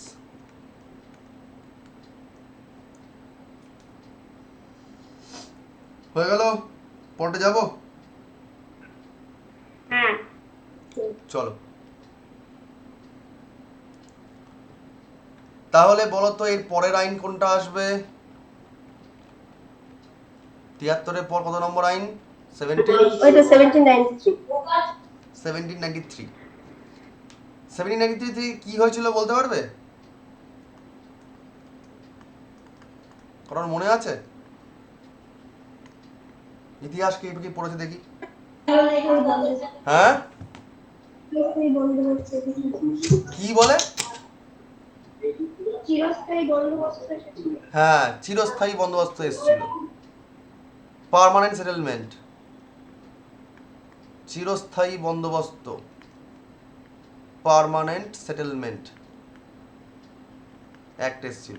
অর্থাৎ ব্রিটিশ সরকার, ইস্ট ইন্ডিয়া কোম্পানি ইন্ডিয়ার মধ্যে আরও ছড়িয়ে পড়ার চেষ্টা করছে, আরও সাম্রাজ্য বিস্তার করার চেষ্টা করছে, যাতে ভারতবর্ষ কোনো রকমভাবে গ্যাপ না থাকে, পুরো ইন্ডিয়াকে ক্যাপচার করে নিতে হবে। চিরস্থায়ী বন্দোবস্ত 1793-তে চিরস্থায়ী বন্দোবস্ত করার চেষ্টা করা হয়েছিল। ভালো কথা। কে করেছিল গো তখন? কে ছিলেন মাতব্বর? বলো বলো। কর্নওয়ালিস। লর্ড কর্নওয়ালিস ছিলেন। Very good. তাই এই আইনটা নিয়ে আর কিছু বলার দরকার নেই, এইটুকু পড়লেই হবে। মানে পলিটির পয়েন্ট অফ ভিউ থেকে এক্সপ্লেনেশন কিছু নেই, ছেড়ে দাও। চলে আসো, মানে সাম্রাজ্য একটু বিস্তারে হচ্ছে, লাভের লাভ খুব একটা বেশি কিছু হচ্ছে না। এরপরের আইনটা কি? 1813 সাল। চলে আসো পরের আইনে। রেগুলেটিং অ্যাক্ট বা চার্টার অ্যাক্ট 1813। এই আইন দ্বারা কি করা হচ্ছে দেখো, খেয়াল করে দেখো। ততদিনে কিন্তু 40টা বছর পেরিয়ে গেছে, বা 40টা বছর মানে প্রায় 30 ইয়ার্স হয়ে গেছে। 1784-এ পিটস ইন্ডিয়া করেছিল কি, ইস্ট ইন্ডিয়া কোম্পানিকে জব্দ করার জন্য দুটো ভাগে ভাগ করেছিল। কিন্তু ইস্ট ইন্ডিয়া কোম্পানির যিনি হেড ওই লোকাল অঞ্চলে ইন্ডিয়ার জন্য, তিনি হচ্ছেন গভর্নর জেনারেল অফ বেঙ্গল। তিনি আবার দুটো বোর্ডেরই হেড। তাই প্রকারান্তরে কিন্তু মানে ব্রিটিশ গভর্নমেন্ট কোনো রকম ফায়দা করতে পারলো না, বা ইস্ট ইন্ডিয়া কোম্পানি জব্দ হলো না, সমস্যা থেকেই গেল। ঠিক আছে, মানে এরা প্রফিট করেই যাচ্ছে ইস্ট ইন্ডিয়া কোম্পানির লোকজন। 1793-তেও কি হলো, ইস্ট ইন্ডিয়া কোম্পানির দাপট আরও বরং বাড়লো, ভারতবর্ষ আরও বেশি করে ক্যাপচার করতে পারলো। ঠিক আছে, এবার জব্দ করা যায় কি করে? তখন ব্রিটিশ সরকার ইংল্যান্ডের পার্লামেন্ট থেকে রেগুলেটিং অ্যাক্টটাকে আবার ইংল্যান্ডের পার্লামেন্টে পাস করানোর ব্যবস্থা করলেন। তাই জন্যই এই আইন থেকে এর নাম হয়ে যায় চার্টার অ্যাক্ট। যেহেতু ইংল্যান্ডের পার্লামেন্ট থেকে আইন পাস হয়ে আসছে, তাই নাম হয়ে আসছে চার্টার অ্যাক্ট। তো রেগুলেটিং অ্যাক্ট, চার্টার অ্যাক্ট একই জিনিস, 1813। ঠিক আছে, এই সময় কি করা হলো, বললো ইস্ট ইন্ডিয়া কোম্পানি তুমি তো খুব বাড়াবাড়ি করছো, তাহলে এক কাজ করো, তোমার এই বাড়াবাড়ির সব কিছুই হচ্ছে তোমার ব্যবসা করার জন্য, যে একমাত্র ইংল্যান্ড থেকে তুমিই একমাত্র কোম্পানি, ইংল্যান্ডের কোম্পানি, যে ইন্ডিয়াতে এসে ব্যবসা বাণিজ্য করতে পারো। তাহলে আমরা এক কাজ করি, ইংল্যান্ডের অন্যান্য কোম্পানিগুলোকে পাঠিয়ে দিই, যারা এখানে ব্যবসা বাণিজ্য করতে পারবে। এবার তাহলে মার্কেটে একটুখানি টানাটানি চলুক, মার্কেটে একটুখানি বাজার ধরার জন্য একটু টেনাসিটি চলুক, তাহলে জিনিসের দাম দর বাড়বে না, বা তোমাদের এত ফুটুনি বন্ধ হয়ে যাবে। ঠিক আছে, অর্থাৎ পাতি কথায় কী বলা হবে, আইনের কথায় ইস্ট ইন্ডিয়া কোম্পানির যে মনোপলি ছিল, একচেটিয়া বাজার ছিল মনোপলি, সেটা কি হয়ে গেল, বন্ধ হয়ে গেল। শুধুমাত্র একটা জায়গা বাদ দিয়ে, এক্সেপ্ট একটা জায়গা বাদ দিয়ে, সেটা কি বলতে পারবে, টি ট্রেড, চা নিয়ে ব্যবসাটা, যেটা চায়নাতে করতো, ইন্ডিয়া থেকে চায়না কন্ডাক্ট হতো ইস্ট ইন্ডিয়া কোম্পানি, সেটা বাদ দিয়ে সমস্ত ক্ষেত্রে ইস্ট ইন্ডিয়া কোম্পানির মনোপলি বন্ধ হয়ে গেছিল। কোন আইনের দ্বারা? 1831 সালে, 13 সালে চার্টার অ্যাক্টের দ্বারা। 13 সালে চার্টার অ্যাক্ট বা রেগুলেটিং অ্যাক্টের দ্বারা। পরীক্ষায় কোশ্চেন এসছে, এই কয়েক বছর আগেও ডাব্লিউবিসিএস পরীক্ষায় প্রিলিমসে কোশ্চেন এসছে, মনোপলি বন্ধ হয়েছে কোন আইনের দ্বারা। এবং আরেকটা জিনিস বলল, সেটা কি, ব্রিটিশ সরকার এবং ইস্ট ইন্ডিয়া কোম্পানি দুজনেই চেয়েছিল ভারত থেকে প্রচুর প্রফিট তুলে নিয়ে যেতে। এবার খেয়াল করে দেখো, ভারতের লোকজনকে যদি শাসন করতে হয়, তাহলে ওদেরকে বলতে হবে, বোঝাতে হবে যে দেখো তোমরা যে জীবনটা কাটাচ্ছ সেটা বাজে জীবন, আর আমরা একটা তোমাদেরকে ভালো সরকারি ব্যবস্থা দিচ্ছি, তোমাদের শিক্ষা দীক্ষা কিছুই নাই, তোমরা কুসংস্কারে আবদ্ধ। ঠিক আছে, আমাদের যে ওয়েস্টার্ন কালচার সেটা সব থেকে ভালো। এর ভালো হওয়ার কারণটা অন্য কারণ। আসলে কারণটা তুমি যদি ভালো করে ভেবে দেখো, সেটা হচ্ছে, ধরো আমি তোমাকে যদি আজকে কি বলবো, বকাবকি করি, যতক্ষণই তোমার বিরক্ত লাগবে, রাগ হবে, আমি যদি তোমার গ্রুপের একজনকে দিয়ে বলাই এবং ঘুরিয়ে বলাই যে ওরে দেখ এরমভাবে পড়াশোনা করিস না, চল আমরা সবাই বন্ধু এবং আমাদের গ্রুপটাকে না টাইট করে রাখি, যাতে সবাই মিলে ভালো করে পড়াশোনা করে প্রত্যেক দিন পরীক্ষা দিয়ে আমাদের গ্রুপের জন্য সবাই চাকরি পেয়ে যায় একবারে, তাহলে তোমাদের গ্রুপের মধ্যে কোথাও না কোথাও একটা কি বলবো, মানে তোমার ওই গ্রুপের লিডারের ওপর রাগ হবে অথবা ভালো বলবে, কিন্তু ডাইরেক্ট রাগটা কখনো আমার ওপর আসবে না, তাই না? বুঝতে পেরেছো কি বললাম? ওনাটা তুমি দেখবে তোমার স্কুলের যে মনিটর ছিল, স্কুল মনিটর ছিল, তোমাদের ক্লাস টিচাররা করে দিত না স্কুল মনিটর, এবং সমস্ত রাগ পড়তো না মনিটরের ওপর, যে কথা বলতে গেলে নাম লিখে দেয় বোর্ডে, ঠিক আছে? তার মানে সেটা কিন্তু অ্যাকচুয়ালি সেই স্যার কিছু করছে না, স্যার মারলে বকলে বা ম্যাডাম মারলে বললে আমাদের কিছু রাগ ধরে না সেরকম ভাবে, মনিটর কেন নাম লিখেছে ওর জন্য মার খেয়েছি, তাই না? মনিটরের ওপর রাগ পড়তো। ইস্ট ইন্ডিয়া কোম্পানিও সেই কাজটাই করতে চাইছে, যে যদি আজকে আমরাই যদি ডিরেক্ট শাসন করার চেষ্টা করি তাহলে মুশকিল, তার থেকে আমাদের যে সরকার বড় হচ্ছে তাহলে আমাদের হেল্পিং হ্যান্ডও দরকার, আমাদের চাকরি বাকরি দিতে হবে, চাকরি বাকরি পাবে কারা? ইন্ডিয়ান লোকই। তাহলে সেই লোকগুলো শাসন করবে কী হবে? তাদেরকে যদি আমরা মেন্টালি ওয়াশ না করি, ব্রেন ওয়াশ না করি দিই, সেই জন্য তাহলে শিক্ষা দীক্ষা দেওয়াতে হবে। তো শিক্ষা দীক্ষা দেওয়ার জন্য এই আইন দ্বারা কি করা হলো? অ্যালটমেন্ট করা হলো, এডুকেশান অ্যালটমেন্ট। সেটা কি? যে প্রতি বছর 1 লাখ টাকা করে দেওয়া হবে, পার ইয়ার 1 লাখ টাকা করে টাকা খরচা করা হবে। কোন সেক্টরে? এডুকেশান সেক্টরে। ইন্ডিয়ানদেরকে এডুকেট করার জন্য, ইন্ডিয়ানদেরকে এডুকেট করার জন্য এই সেক্টরে 1 লাখ টাকা করে অনুদান দেওয়া হবে, ইনভেস্ট করা হবে, অনুদান নয় ইনভেস্ট করা হবে। এই 2020 সালের মনে হয় প্রিলিমসে কোশ্চেনটা ছিল যে কোন আইন দ্বারা শিক্ষাক্ষেত্রে প্রতি বছর 1 লাখ টাকা করে কি বলবো ইনভেস্ট করার কথা ব্রিটিশ সরকার করেছিল, কোন আইন দ্বারা? অ্যান্সার হচ্ছে রেগুলেটিং অ্যাক্ট 1813। 2020 সালের ফিল্মসেই মোস্ট প্রবলি রয়েছে, 20 সাল না 21 সাল আমার এক্স্যাক্টলি খেয়াল নেই, মানে লাস্ট 2 ইয়ার্সের মধ্যে রয়েছে। দেখে নাও তোমরা 10 ইয়ার্স দেখে নাও, দেখতে পাবে লাস্ট 2 ইয়ার্সের মধ্যে রয়েছে কোশ্চেনটা, ঠিক আছে? তো এই জায়গাগুলো ভালো করে পড়ে নাও, পয়েন্টগুলো। সবার এটুকু হয়েছে? হ্যাঁ স্যার। ওকে, নেক্সট। এরপরে তাহলে কোন আইন আসবে? 1813 সালটাও হয়ে গেল, এরপরে কোন আইন? 33। আচ্ছা, আরেকটা জিনিস হয়েছিল যেটা বলতে আমি ভুল, হ্যাঁ 33টাই বরং বলা ভালো, 33-এ চলে আসো। 33-এ ওটা হয়েছিল, রেগুলেটিং অ্যাক্ট 1833।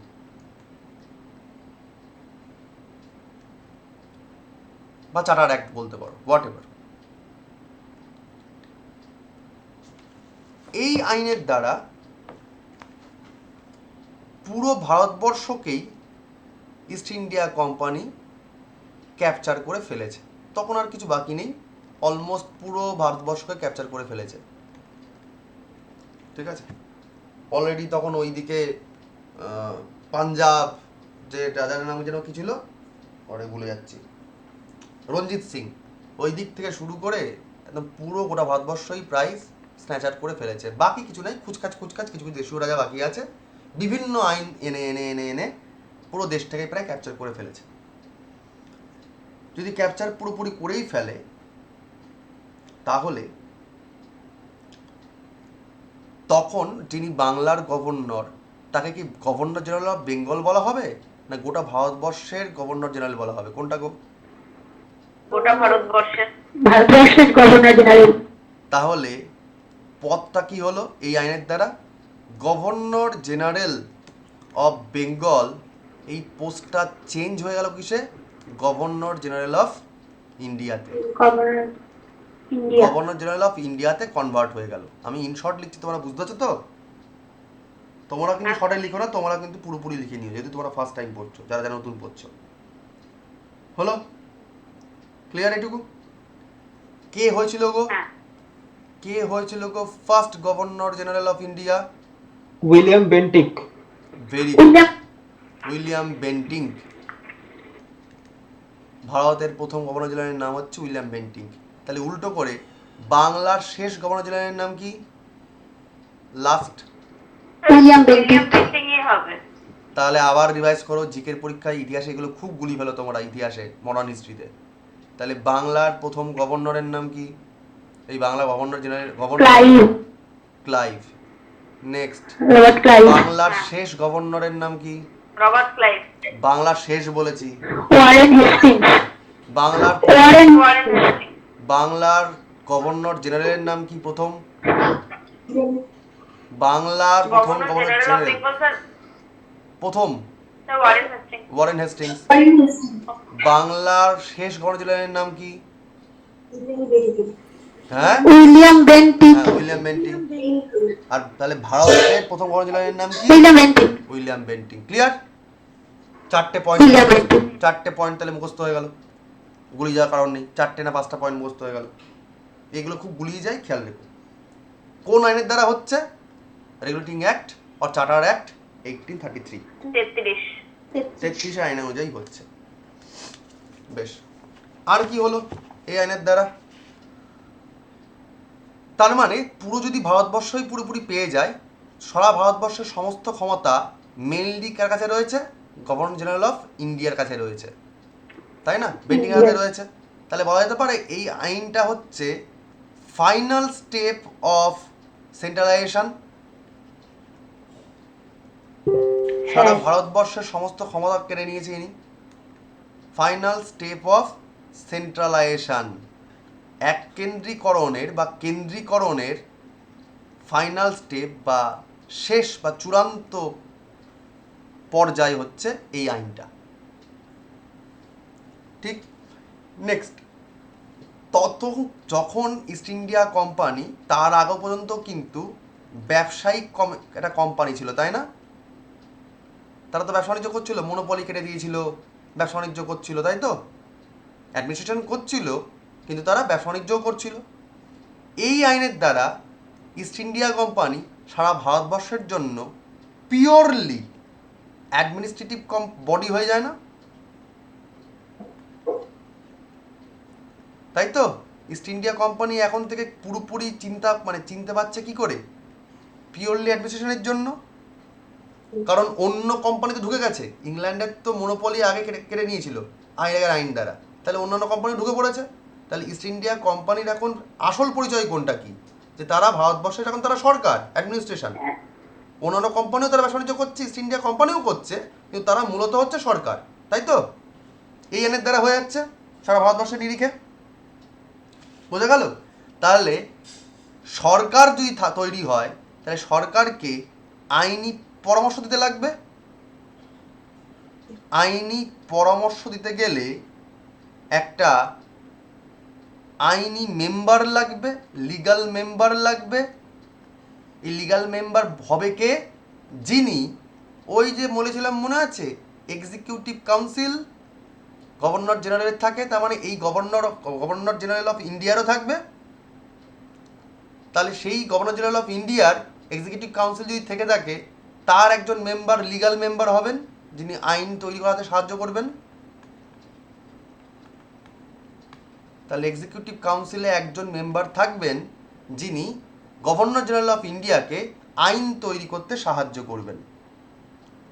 এবার এই আইন দ্বারা, এই আইনের পরপর যে লোকটা এক্সিকিউটিভ কাউন্সিলের, যে লোকটা আইন মন্ত্রী বা আইনের মেম্বার হয়েছিলেন, তার নাম হয়েছিল, বা গভর্নর জেনারেল অফ ইন্ডিয়ার যিনি আইন মন্ত্রী হয়েছিলেন, তার নাম হচ্ছে লর্ড মেকলে। লর্ড মেকলের নাম তোমরা শুনেছো ইতিহাসে? ইনি হচ্ছেন এই বেন্টিংকের আইন মন্ত্রী ছিলেন। বোঝা গেল? অন্যরকম ভাবে যদি ভালো করে ইতিহাসটা পড়ো, তাহলে দেখবে এই আইনের দ্বারাই প্রকারান্তরে প্রথমবারের জন্য, ভেরি ফার্স্ট টাইম, প্রথমবারের জন্য ল কমিশন তৈরি করে দেওয়া হয়েছিল। এটাও চাকরির পরীক্ষায় কোশ্চেন আসে, লেভেলের পরীক্ষাগুলোতে, সিভিল সার্ভিসের পরীক্ষাগুলোতে আসে। ল কমিশন কবে তৈরি করা হয়েছিল? ব্রিটিশ আমলে। অ্যান্সার হবে 1833 সালে। এবং সেই ল কমিশনের কোন আইন দ্বারা করা হয়েছিল? রেগুলেটিং অ্যাক্ট বা চার্টার অ্যাক্ট 1833 দ্বারা ভায়া, তাই তো? বাই বা আন্ডার চার্টার অ্যাক্ট 1833। আর এই কমিশনের চেয়ারম্যান কে হয়েছিলেন? Lord Macaulay. ক্লিয়ার? অর্থাৎ এবার থেকে গভর্নর জেনারেল অফ ইন্ডিয়া বা সরকার, ইস্ট ইন্ডিয়া সরকার যা বলবে পুরোপুরি আইন হয়ে যাচ্ছে, অ্যাক্ট হয়ে যাচ্ছে। দেখো, আমরা ল আর আইনের মধ্যে পার্থক্য পড়েছিলাম বিল, যারা যারা আগের মানে সিনিয়র ব্যাচের সাথে পড়েছিলে। এখানে কেউ আরও আছো যারা সিনিয়র ব্যাচের সাথে পড়েছিলে? আমি অন্য ব্যাচকে বিল পড়িয়েছিলাম, তোমরা কেউ ছিলে এখানে সেদিনকে? তোমরা কেউ ছিলে সেদিনকে বিলের দিনকে? ও হ্যাঁ স্যার, বিলের দিন ছিলাম আমি। হ্যাঁ স্যার, আমি ছিলাম। আমি বলেছিলাম কি, যখন সে দেশের সরকারের যিনি একদম মাথা, হেড অফ দ্য এক্সিকিউটিভ, আমাদের দেশের ক্ষেত্রে সেটা প্রেসিডেন্ট, তিনি যখন পার্লামেন্টের থেকে কোনো বিল যখন আসে সেটা যখন তিনি সই করে দেন তখন তাকে কি বলা হয়? অ্যাক্ট বা ল বলা হয়, তাই না? অ্যাক্ট, হ্যাঁ হ্যাঁ। তো এখানেও তো তা আইনমন্ত্রী তারা আইন ফাইন বানাচ্ছে আর গভর্নর জেনারেল সেটা পাশ করে দিচ্ছে, তার মানে সেটা কি হয়ে যাচ্ছে? প্রপারলি আইন হয়ে যাচ্ছে, অ্যাক্ট হয়ে যাচ্ছে। ল কনভার্টেড ইনটু অ্যাক্ট, বোঝা গেল? আইন তৈরি হয়ে যাচ্ছে, মানে বিধিবদ্ধ আইন তৈরি হয়ে যাচ্ছে আর কি। ক্লিয়ার এটুকু? ও লোকজন, বোঝা গেছে? চলো, এর পরের আইনটা কত সালে আসছে আবার? 20 বছর পর আবার 53। 1853-তে আসছে।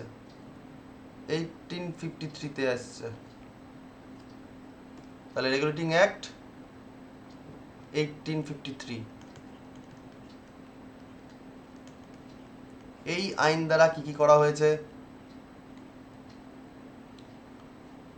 ভেরি ফার্স্টে, যদি বিধিবদ্ধ সমস্ত ল হয়ে থাকে, বিধিবদ্ধ বলতে সরকারের দ্বারা সিদ্ধ আর কি, সব যদি ল হয়ে থাকে, তাহলে এই সরকারকে পরিচালনা করার জন্য ইন্ডিয়ান বা বাইরের লোকজন লাগবে, ঠিক আছে? বাইরের লোকজনকে লাগবে, তো ইংল্যান্ডের লোকজনই আসবে। ইংল্যান্ডের লোকজনই এই সরকারকে সাহায্য করার জন্য, অ্যাডমিনিস্ট্রেশন করার জন্য আসবে। তার জন্য ইংল্যান্ডে একটা পরীক্ষা নিতে হবে সাধারণ মানুষের মধ্যে, যে তোমরা একটা সিভিল সার্ভিসে বসো, তোমরা ইন্ডিয়াতে আসো সিভিল সার্ভেন্ট হিসাবে, অর্থাৎ পরীক্ষা ব্যবস্থা করতে হবে। অর্থাৎ এই আইনের দ্বারা একটা কমিটি তৈরি করা হলো, তার নাম হচ্ছে মেকলে কমিটি। তখনও মেকলে সাহেব ছিলেন। মেকলে কমিটি এস্টাবলিশড হলো এবং এই কমিটির সুপারিশে এই আইন কি করলো? কোভেনেন্টেড, এই টার্মটা মনে রেখে দিও, কোভেনেন্টেড মানে হচ্ছে বাংলায় বিধিবদ্ধ সিভিল সার্ভিস। কোভেনেন্টেড সিভিল সার্ভিস চালু হলো। কোভেনেন্টেড সিভিল সার্ভিস চালু হলো। কারা দিতে পারত? শুধু ইংল্যান্ডের লোকজন। অর্থাৎ এটা কি ওপেন এক্সাম ছিল? ইন্ডিয়ার লোকজন দিতে পারতো কি না? তাহলে এটা ওপেন এক্সাম ছিল না, ঠিক আছে? ওপেন এক্সাম ছিল না। মেকলে কমিটি পরবর্তীকালে এই আইনটাকে দ্বারা, এই আইনের দ্বারা বলছে যে কোভেনেন্টেড সিভিল সার্ভিসের দ্বারা কি করো, ইন্ডিয়ান লোকজনকেও ঢোকাও এই সার্ভিসের মধ্যে, ঠিক আছে? ভারতবর্ষের সিভিল সার্ভিস জনক কাকে বলা হয় গো? ভারতবর্ষের সিভিল সার্ভিস জনক কাকে বলা হয়? Father of Indian civil service কাকে বলা হয়? কে বলতে পারবে? ফাদার অফ ইন্ডিয়ান সিভিল, হ্যাঁ হ্যাঁ, কর্নওয়ালিস। তাহলে কর্নওয়ালিসের আমলে তো সিভিল সার্ভিস শুরু হয়ে গেছিল, কিন্তু এবার হচ্ছে কোভেনেন্টেড সিভিল সার্ভিস। মানে কি, যে সিভিল সার্ভিসটা ওপেন এক্সাম ছিল না, শুধু ইংল্যান্ডের লোকজন দিতে পারত, ম্যাকলে সাহেবের কমিটির সুপারিশ অনুযায়ী 1853-তে বলা হলো যেটা ওপেন এক্সাম হয়ে যাবে, সবাই দিতে পারবে, ঠিক আছে? সবাই দিতে পারবে। ক্লিয়ার? এবং এই আইনের দ্বারা করে দেওয়া হলো কি, যদি আজকে লোকজন এখানে রিক্রুট হয়, চাকরি বাকরি করতে আসে, তার মানে তারা এক্সিকিউটিভ বা অ্যাডমিনিস্ট্রেটিভ বডি। তো আগে কি ছিল খেয়াল করে দেখো তো, এক্সিকিউটিভ বডি আর আইন বডি এক ছিল না? ছিল তো? এখন কি আর এক করে রাখা যাবে? কারণ তারা তো চাকরি বাকরির লোক, তারা যদি আইন বানাতে শুরু করে তাহলে তো মুশকিল হয়ে যাবে। আইন তো ওপরের দিকের লোকজন বানাবে। তাই জন্য কি করা হলো, এই আইনের দ্বারা আরেকটা স্টেপও করা হলো, যে সেপারেশন, এটাও পরীক্ষায় আসে, সেপারেশন বিটুইন লেজিসলেটিভ কাউন্সিল,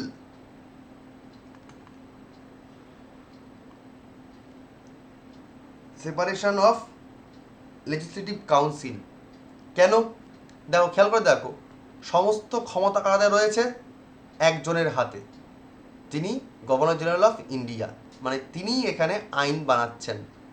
কিন্তু খেয়াল করে দেখো, ধীরে ধীরে ধীরে ধীরে লোকজন দেখতে পাচ্ছে যে এখানে সারা দেশটাই তো ইস্ট ইন্ডিয়া কোম্পানির হয়ে গেছে। তাহলে ধীরে ধীরে ধীরে কী করতে হবে? একটা পৃথক আইন তৈরির ঘর তৈরি করতে হবে। আর এই যে পৃথক আইন তৈরির ঘর তৈরি করছে, লেজিসলেটিভ কাউন্সিল তৈরি করছে, একেই বলা হচ্ছিল ইন্ডিয়ান সেন্ট্রাল লেজিসলেটিভ কাউন্সিল, বা শর্টে বললাম লেজিসলেটিভ কাউন্সিল, একই ব্যাপার। যেহেতু এরা কেন্দ্রীয়ভাবে পুরো আইন তৈরির কাজটা দেখবে, যেহেতু এরা কেন্দ্রীয়ভাবে দেখবে, কিন্তু পরামর্শ দেবে কারা? ওই ল কমিশনের লোকজন, মানে বেশ অল্প কয়েকজন লোক। তাই একে বলা হলো মিনি পার্লামেন্ট। তাই এই কাউন্সিলকে বলা হলো মিনি পার্লামেন্ট, কারণ তখনও কিন্তু কোনো লোক ভোটে দাঁড়িয়ে এখানে পার্লামেন্ট তৈরি করছে না, শুধু ওখানকার কোম্পানি বড় বড় মাথারাই, আইনের বিশেষজ্ঞ লোকজনরাই, তারা একটা কাউন্সিল বানাচ্ছে। এবং যেহেতু এক্সিকিউটিভের কাছ থেকে কাউন্সিলটা সেপারেট হয়ে যাচ্ছে, তাই একে বলা হচ্ছে মিনি পার্লামেন্ট। ক্লিয়ার হলো সবার কি বললাম? আচ্ছা, ও লোকজন, হ্যাঁ স্যার। এবং কি হচ্ছে, বিভিন্ন অঞ্চলে প্রভিন্স সেপারেট করে দিচ্ছে, মানে রাজ্য মতো করে দিচ্ছে। তখন তো রাজ্য বলতো, তখন প্রদেশ বলতো, প্রভিন্স করে দিচ্ছে। মানে বড়লাট হচ্ছেন ভারতের গভর্নর জেনারেল, আর ছোট ছোট অঞ্চলের জন্য, প্রদেশগুলোর জন্য হচ্ছে ছোট লাট মানে মানে ওকে বলা হয় লেফটেন্যান্ট গভর্নর তৈরি হয়ে যাচ্ছে, বা গভর্নর অফ বেঙ্গল থেকে যাচ্ছে। গভর্নর জেনারেল অফ ইন্ডিয়া একটা থাকছে, আর প্রত্যেকটা আলাদা আলাদা করে থাকছে, ছোট লাট থাকছে আর কি, যাকে আমরা ইতিহাসে বলি ছোট লাট। ওকে, সবার এটুকু হয়েছে? ঠিক আছে, বেশ। এরপরই শুরু হয়ে যায়, মানে ক্ষমতা পুরোপুরি ক্যাপচার করে নেয় এবং জোর জবস্তি করার চেষ্টা করে, যারা দিতে চাইছিল না, যে ইন্ডিয়া তাদেরকে দেবে না। এর মধ্যে নানা রকম অসন্তোষ হয়, ইস্ট ইন্ডিয়া কোম্পানি নানা রকমভাবে অনেক ভালো কাজ করার চেষ্টা করে, গোড়ামি বার করার চেষ্টা করে। পাশ্চাত্য শিক্ষায় শিক্ষিত হয়ে বেশ কিছু ভারতীয় লোকজন তারা নতুন ধরনের আদর্শ আনার চেষ্টা করেছিল, যেমন রাজা রামমোহন রায়, বিদ্যাসাগর, এদের প্রতিও লোকজন ক্ষুব্ধ হয়েছিল। ব্রাহ্ম সমাজ এগোচ্ছে ধীরে ধীরে। তো সব রকমভাবে একটা কালচারাল ডেভেলপমেন্ট চলছে। গোড়া লোকজন যারা ভারতবর্ষের হিন্দু গোড়া বা মুসলিম গোড়া, তাদের বিরুদ্ধে মানে খারাপ লাগছে। এবং এটা ওই যে সেই বন্দুকের যে কি বলবো গুলি টুটি নিয়ে সমস্যা হয়েছিল, সেখানে সিপাহী বিদ্রোহ বা সেই আজ ধীরে ধীরে দাবানলের মতো বিভিন্ন দেশীয় রাজন্যবর্গ, যাদের দেখা গেলো সন্তান হয়নি, যারা দেখা গেলো ওই দত্তক নিচ্ছে, তাদেরকে বলা হয় দত্তক সন্তান নিলে চলবে না, তোমার রাজ্য আমার রাজ্য, অধীনতামূলক মূর্তি নিয়ে নাও আমাদের মধ্যে থেকে। এইসব নানা রকম চিরস্থায়ী বন্দোবস্ত করে নিতে হবে, সূর্যাস্ত নীতি করে নিতে হবে, এইসব নানা কারণে জোর জবস্তি করে ইস্ট ইন্ডিয়া কোম্পানি স্যানিটাইজ করার চেষ্টা করছে। একটা বড় সড়ো মহাবিদ্রোহ হচ্ছে টুকরো টুকরো করে, এবং বড় সড়ো একটা ভিত নড়ে যাচ্ছে। তো আর ব্রিটিশ গভর্নমেন্ট দেখতে পাচ্ছে এই যে সোনার খনি ইন্ডিয়া, যেখান থেকে প্রচুর পরিমাণে টাকা তুলে নিয়ে এসে ইংল্যান্ডে রাখা যায়, ইংল্যান্ড যে দুম করে এত বড় লোক হয়ে যেতে পেরেছে ইন্ডিয়াকে শুষে নিয়ে, তো ব্রিটিশ গভর্নমেন্ট দেখতে পাচ্ছে তো ভালো ইনকামের জায়গা। কিন্তু যদি আজকে ভারতবাসী যেভাবে বিদ্রোহ করে উঠলো, ইস্ট ইন্ডিয়া কোম্পানি তো প্রায় গেছিলো, গল্প হয়ে গেছিলো, তা আর তো রিস্ক নেওয়া যায় না। তাই 1857-এ সেই যুদ্ধের পর যাতে অল্প একটুর জন্য যখন ইস্ট ইন্ডিয়া কোম্পানি জিতে যায়, তখন ব্রিটিশ গভর্নমেন্ট বলে যে না, তোমাদের কাছে ক্ষমতা আমরা রাখবো না, ক্ষমতা চলে যাবে রাজা বা রানীর কাছে, অর্থাৎ আমরা এখন থেকে ডাইরেক্ট সরকার চালাবো, ইস্ট ইন্ডিয়া কোম্পানির কোনো রকম অস্তিত্ব থাকবে না অ্যাজ এ অ্যাডমিনিস্ট্রেটর। ক্লিয়ার? যেটুকু বললাম, কার সমস্যা আছে বলো? স্যার, মিনি পার্লামেন্টটা একটু বলুন। মিনি পার্লামেন্টটা হচ্ছে, আগে আমাকে বলো 1853-তে কি বললাম, ফার্স্টে কি বলেছিলাম? বলেছিলাম, থ্রিতে ওপেন এক্সাম প্রথমে বলেছিলাম যে ম্যাথমেটিক্যাল ওপেন এক্সাম যেটা ছিল না সিভিল সার্ভিসের জন্য, সেটা এই আইন দ্বারা ওদের পর ম্যাট্রিক চালু কমিটির হয়। সুপারিশে চালু হয়েছিল, যাকে বলা চালু হয়। হচ্ছিল কোভেনেন্টেড সিভিল সার্ভিস, যাকে বলা হচ্ছিল। ঠিক আছে, এই আইন দ্বারা যেটা শুরু হয়েছিল, স্টার্ট হয়েছিল। এবার সিভিল সার্ভিস মানে কি? এরা তো এক্সিকিউটিভ, কিন্তু এরা কি চাকরি করা লোক? তো স্টাফ তো হ্যাঁ। এরা এরা তো নিশ্চয়ই গভর্নর জেনারেলের মতো পাওয়ারফুল হবে না, কারণ বিভিন্ন প্রদেশে তারা কাজকর্ম করার জন্য যাবে। তারা কি গভর্নর জেনারেলের মতো পাওয়ারফুল হবে? এরা কি তাহলে আইন তৈরি করতে পারবে? পারবে না। তার জন্য কি করা হলো, আইনের একটা আলাদা করে বডি তৈরি করা হলো, সেপারেশন অফ লেজিসলেচার কাউন্সিল তৈরি করা হলো। এবার এই কাউন্সিলের লোকজন কারা? তারা তো মাথার দিককার অল্প কয়েকজন, সাধারণ মানুষ তো ভোটাভুটি করে কোনো মেম্বারকে পাঠাচ্ছে না তখনও, তাই না? তাই জন্য একে বলা হচ্ছে মিনি পার্লামেন্ট। ঠিক আছে। আর এই কাউন্সিলটার পুরো নাম হচ্ছে ইন্ডিয়ান সেন্ট্রাল লেজিসলেটিভ কাউন্সিল।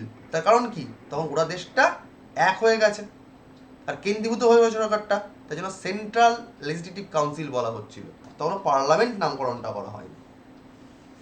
ভারতের কেন্দ্রীয় আইনি কাউন্সিল বলা হয়েছিল তখন। বোঝা গেল?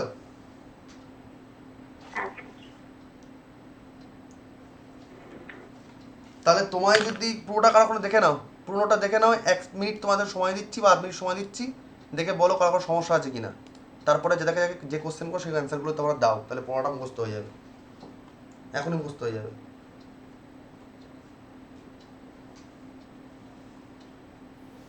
চিরস্থায়ী বন্দোবস্ত জোরে জোরে শুনতে পাচ্ছি না কিছু, জোরে বলো। চিরস্থায়ী বন্দোবস্ত যেটা রয়েছে সেটা কি আইনটা প্রণয়ন করেছিলেন কি লর্ড কর্নওয়ালিস? হ্যাঁ,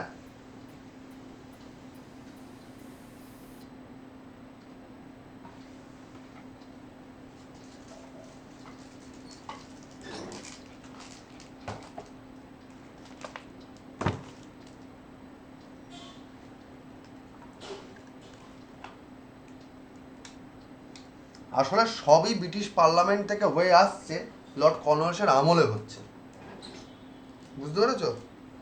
চার্টার্ড অ্যাক্ট বলা হয় ওই জন্য।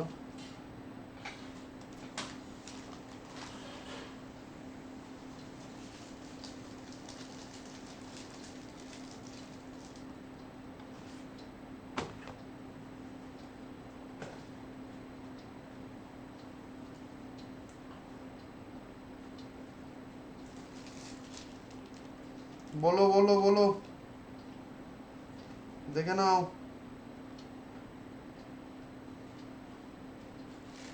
স্যার কুইন এলিজাবেথ তো ব্রিটিশেরই রানী ছিলেন না? হ্যাঁ, ওনার ইংল্যান্ডের, কাছ থেকে পারমিশন নিয়ে ইন্ডিয়া এসেছিল বিজনেস করতে। হ্যাঁ, যে আমরাই একমাত্র কোম্পানি হব যাতে আমরা মনোপলি বিজনেস করব, অন্য কাউকে সুবিধা দেবেন না। স্পেশাল পারমিশন নিয়ে তারা ইন্ডিয়াতে এসেছিল। তো স্যার ব্রিটিশের কুইনের পারমিশন তো নিল, তারপরে এলো ব্যবসা বাণিজ্য করতে, সেটা ইন্ডিয়াতে কেন মানে ওরা ভয় দেখাতে পেরেছিল ইন্ডিয়ার লোকজনদের? বুঝলাম না। মানে কুইন তো ব্রিটিশের ছিলেন, এবার এরা তো এসেছিল ইন্ডিয়াতে, হুম, তো ওর স্পেশাল মানে কুইন এলিজাবেথের স্পেশাল পারমিশনটা ইন্ডিয়াতে কি কাজে লেগেছে? তুমি যদি যে বাংলাদেশে যাও, তুমি ভিসা নাও, পাসপোর্ট নাও, হ্যাঁ। নাও কেন? যাবে তুমি বাংলাদেশের পারমিশন নাও, তুমি ইন্ডিয়া পারমিশন নিতে যাবে কেন? ও তুমি দেশ ছেড়ে যাবে, এবার আমি তুমি দেশ হ্যাঁ, ছেড়ে সে নাহলে যাবে, গেলাম তো তুমি দেশ হ্যাঁ, ছেড়ে সেটা কেন বুঝেছি, যাচ্ছ না যাচ্ছ তোমাকে খবর দিতে হবে না? হ্যাঁ সে নাহলে বুঝলাম স্যার, কিন্তু আমি গিয়ে তো বাংলাদেশের লোকজনকে ভয় দেখাতে পারবো না। করতেই পারো, তখন তো ওরা জানছে না যে ভয় দেখাতে পারবে কি পারবে না, ওরা তো করতে এসেছিল বিজনেস। এবার তুমি ওখানে গিয়ে দেখলে আচ্ছা, লোকগুলো, আস্তে ওখানকার আস্তে লোকগুলো সেটা বোকা, বেড়ে গেল। তুমি ওখানে গিয়ে দেখলে ওখানকার লোকগুলো বোকা, ওখানকার জিওগ্রাফি ভালো, আচ্ছা। চাষবাস ভালো হয়, তুমি ধীরে ধীরে ধীরে ধীরে বিজনেস ডেভেলপ করলে, টাকা আসলো, ওখানকার কিছু তোমার যারা আর কি কি বলবো, মানে সবার মধ্যে তো অনেক সময় ফ্রড লোকজন থাকে, তাদেরকে তুমি হাতে বশীকরণ করলে, বশীকরণ করে তাদেরকে বললে যে ঠিক আছে তাহলে তোদের চেয়ার রাজার কাছ থেকে তোরা মানে ধোকা মার, তোদেরকে আমি চেয়ারে বসিয়ে দিচ্ছি, তাদেরকে আবার বকলে তুমি চেয়ারে বসাচ্ছ, সেখান থেকে ওদেরকে আবার সরিয়ে দিয়ে তুমি পুরো চেয়ারটাই নিয়ে নিচ্ছ, যেমন মির্জাপুরকে করেছিল এখানকার লোকজন। মির্জাপুর ধোকা দিয়েছিল না সিরাজদৌল্লাকে, তো একই তো ব্যাপার, ঠিক আছে। ধীরে ধীরে ধীরে জায়গাটা খেয়েছে। হ্যাঁ আচ্ছা বুঝে গেছি। সেই জন্য তো রবীন্দ্রনাথ ঠাকুর বলেছিল বণিকের রাজদণ্ড পরিণত হলো মানদণ্ড রূপে। পলাশির যুদ্ধের পর তো বলেছিল ওই জন্য,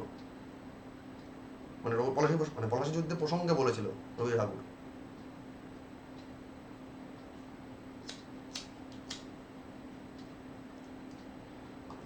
ওকে, তাহলে আমরা একটু প্রশ্ন করি। অদিতি শোনা যাচ্ছে? অদিতি বলো দেখি, কোভেনেন্টেড সিভিল সার্ভিস চালু হয়েছিল কোন আইনের দ্বারা? Regulating Act or Charter Act 1853. বেশ। সুমনা হ্যাঁ স্যার। ফটাকসে বলো দেখি, সেপারেট লেজিসলেটিভ কাউন্সিল এস্টাবলিশ হয়েছিল কোন আইনের দ্বারা? সেপারেট লেজিসলেটিভ কাউন্সিল এস্টাবলিশ হয়েছিল কোন আইনের দ্বারা?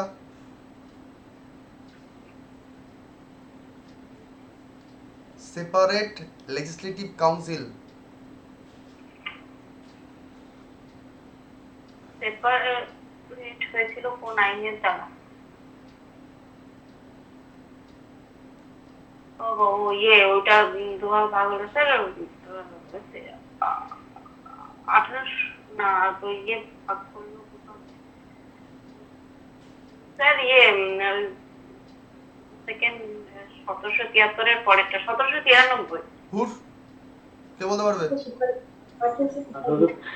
1853 আমি তো একটু আগেই বললাম। এটা কি ও বলেছিলাম? হ্যাঁ সেপারেশন।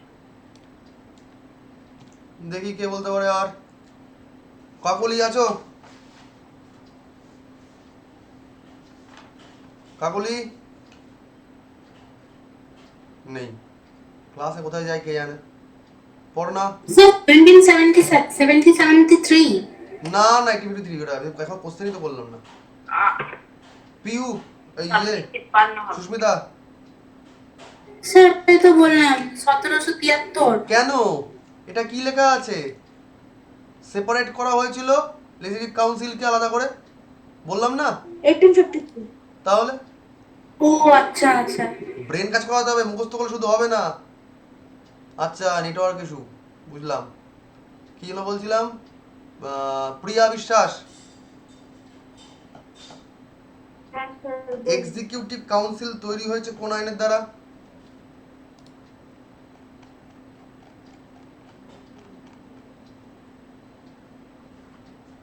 এক্সিকিউটিভ কাউন্সিল তৈরি হয়েছে কোন আইনের দ্বারা? 33. হ্যাঁ, 1833. চোখে পোলিও। এটা কি? Regulating act 73। হ্যাঁ, তাহলে ব্রেন কাজ করাতে হবে, শুধু মুখস্থ করলে হবে না তো, এগুলো তো সব বুঝতে হবে, বুঝে বুঝে পড়তে হবে তো। তারপরে তোমরা কিছু বোঝোনি নাকি? সৌরদীপ শোনা যাচ্ছে? বলো দেখি, ইস্ট ইন্ডিয়া কোম্পানি দুটো পার্টে ভাগ হয়ে গেছিল, board of control and court of directors, কোন আইনের দ্বারা?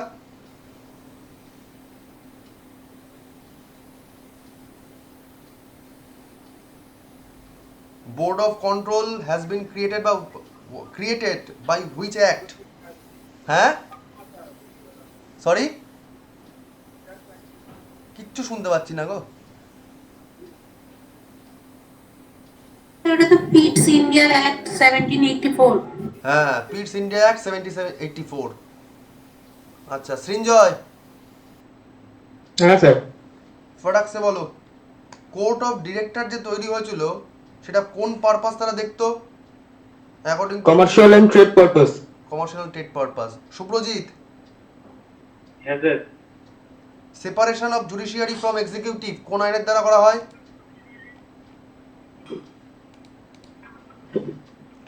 Separation of judiciary from executive কোন আইনের দ্বারা করা হয়? 1773। 1773 সেপারেশন অফ হ্যাঁ স্যার 73 তো। হ্যাঁ এটা তো সেটেলমেন্ট অ্যাক্ট 1781। তা কি দেখো স্যার, আমি Amend- দেখো আমি যা যা Amendment পয়েন্ট Act। বলেছি সেই ওরিয়েন্টেড কোশ্চেন হচ্ছে পরীক্ষায়, সেই ওরিয়েন্টেড কোশ্চেনই দেবে, শুধু অপশন এক্সট্রা থাকবে।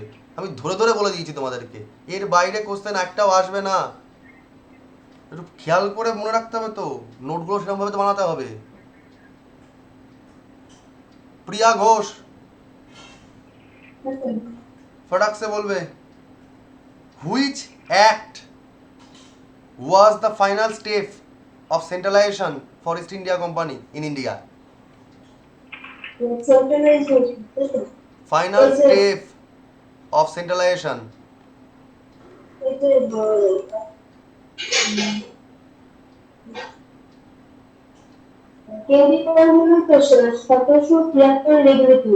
হ্যাঁ কে বলতে পারবে?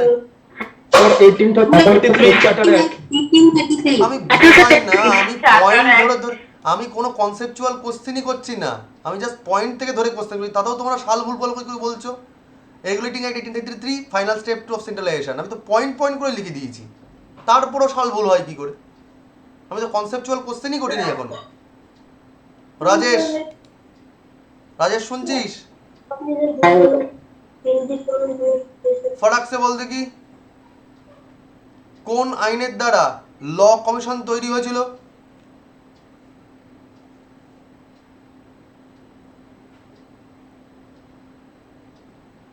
ফার্স্ট ল 1833 সালে regulating act.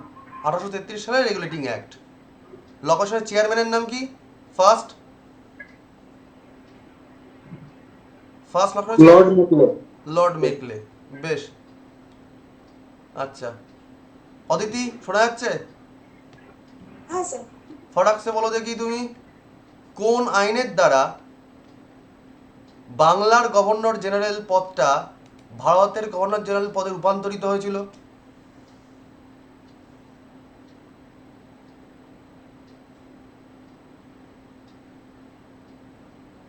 By which act governor general of Bengal By Regulating Act 1883. 1883? বেশ, তারপরে কে বলবে?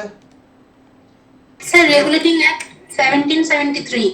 ও বাবারে, এই তো লেখা আছে গো, গভর্নর জেনারেল অফ বেঙ্গল থেকে governor general of India. Government of Bengal, তারপরে ধরো যে গভর্নর জেনারেল অফ বেঙ্গল, ওটা হলো যে 1770। ওটা বাবা বলেছি বাংলার গভর্নর থেকে বাংলার গভর্নর জেনারেল হয়েছিল। আপনি কোশ্চেন বললেন স্যার। আমি বললাম যে বাংলার গভর্নর জেনারেল থেকে ইন্ডিয়ার গভর্নর জেনারেল কবে হয়েছিল। Deer governor. ও আচ্ছা, সরি স্যার। কোশ্চেনটা ভালো করে শুনতে হবে, পরীক্ষা হলেও কোশ্চেনের কিওয়ার্ড গুলো ভালো করে দেখতে হবে, না হলেই ঘেটে খাও। চাকরি না পাওয়ার জন্য একদম বসে রয়েছে লোকজন, কিওয়ার্ড গুলো ঠান্ডা মাথায় দেখতে হবে। ঠান্ডা অফিসার হতে সোজা নয়, ঠান্ডা হতে হবে। বলো। হ্যাঁ আপনি আমাকে বললেন যে ক্ষমতার কেন্দ্রীকরণ শুরু হলো কোন আইনে? আমি বলেছি ফাইনাল স্টেপ বলেছি, আমি শুরু হওয়া বলিনি। আমি বলছিলাম which act by which act East India Company has the final step of centralisation in India. Final step বলেছি, আমি বলিনি স্টার্টেড বলিনি, সেন্ট্রালাইজেশন স্টার্টেড কথাটা বলিনি। সেন্ট্রালাইজেশন স্টার্টেড বললে কি হবে? স্টার্টেড বললে হবে 1773। 73। স্টার্টেড হচ্ছে এই সময়, কিন্তু ফাইনাল স্টেপ কোথায় হয়েছে বলেছিলাম 1833। 1833। ওয়ার্ড গুলো খেয়াল করতে হবে, ঠান্ডা হতে হবে তো মাথা, এত উত্তেজিত হলে তো হবে না। সুপ্রজিৎ, ও সুপ্রজিৎ। হ্যাঁ স্যার শুনতে পাচ্ছি। ফটাকসে বলো দেখি, ইস্ট ইন্ডিয়া কোম্পানির monopoly very first time cancel হয়েছিল কোন আইনের দ্বারা? 1813। 1813। বেশ, সুমনা, হ্যাঁ স্যার। কোন আইনের দ্বারা ইস্ট ইন্ডিয়া কোম্পানি প্রতি বছর 1 লাখ টাকা করে শিক্ষাক্ষেত্রে অনুদান করত? স্যার এটা তো একই 1813 রেগুলেটিং অ্যাক্ট। 1813 রেগুলেটিং অ্যাক্ট, ঠিক আছে। এবার দেখি ওপেন কোশ্চেন সবার জন্য, কে ফার্স্ট বলতে পারে দেখি। তাহলে বাংলার প্রথম গভর্নর জেনারেলের নাম কি? Sir Robert Clive. Governor general বলেছি sir. Sir Yes, sir. Governor Warren Hastings. দেখেছো স্যার, আমি তুমি যেই শুনতে পাইনি বললাম আমার কথাটা ব্রেন তোমার বলেছে ফার্স্ট এডটা আর কি, আসলে হ্যাঁ, ওটা কোশ্চেনটা শুনতে- পরেরটা করেছিলাম, ঠিক আছে? আমি উল্টো কোশ্চেন করে দিয়েছি, পরীক্ষায় জাগলিং দেয় না, জাগলিং দেবে তো খেয়াল রাখতে হবে না। আমি যদি বলতাম বাংলার গভর্নর কে ফার্স্ট, তাহলে হতো রবার্ট ক্লাইভ, ঠিক আছে? বাংলার শেষ গভর্নর কি হতো বলো বলো বলো, বাংলার শেষ sir governor Warren Hastings. Warren Hastings. Bangla Warren Hastings. বাংলার প্রথম গভর্নর জেনারেলের নাম কি? Robert Clive. এই, ওয়ারেন হেস্টিংস। বাংলার প্রথম governor general Warren Hastings, Hastings. Warren Hastings. বাংলার শেষ গভর্নর জেনারেলের নাম কি? William Bentinck. ভারতের প্রথম গভর্নর জেনারেলের নাম কি? বেন্টিং। William Bentinck. বেন্টিং। ভারতের প্রথম governor general William Bentinck governor general হচ্ছে কত নম্বর আইনের দ্বারা? 1833। তার মানে যা কোশ্চেন আসবে ঘুরিয়ে ফিরে সব এখান থেকে আসবে, ঠিক আছে? ক্লিয়ার? বোঝা গেল? হ্যাঁ স্যার। এখানেই হ্যাঁ, স্যার। দেখো অলরেডি 15 থেকে 20টা কোশ্চেন হয়ে গেছে, ঠিক আছে? এই জায়গাগুলোকে ভালো করে দেখো, তাহলেই হয়ে যাবে। যা বলছি এর বাইরে একটা কোশ্চেন আসবে না, ভালো করে গুছি গুছি পড়বে, ঠিক আছে? ওকে, তাহলে আমি রেকর্ডটা বন্ধ করি। আর পরের পার্টটা আমরা পরের দিন পড়বো, কারণ একদিনে পড়া যাবে না। ক্রাউন রুলটা, কোম্পানি রুলটা আজকে পড়লাম, ক্রাউন রুলটা আমরা পরে পড়বো, ঠিক আছে? পরের দিন second part। আজকে কি হবে? আমি তাহলে এইটা রেকর্ড ক্লাসটা অফ করি, ক্লাস হবে? হ্যাঁ রেকর্ডটা স্যার, অফ রেকর্ড হ্যাঁ স্টপ করুন। হুম। হ্যাঁ।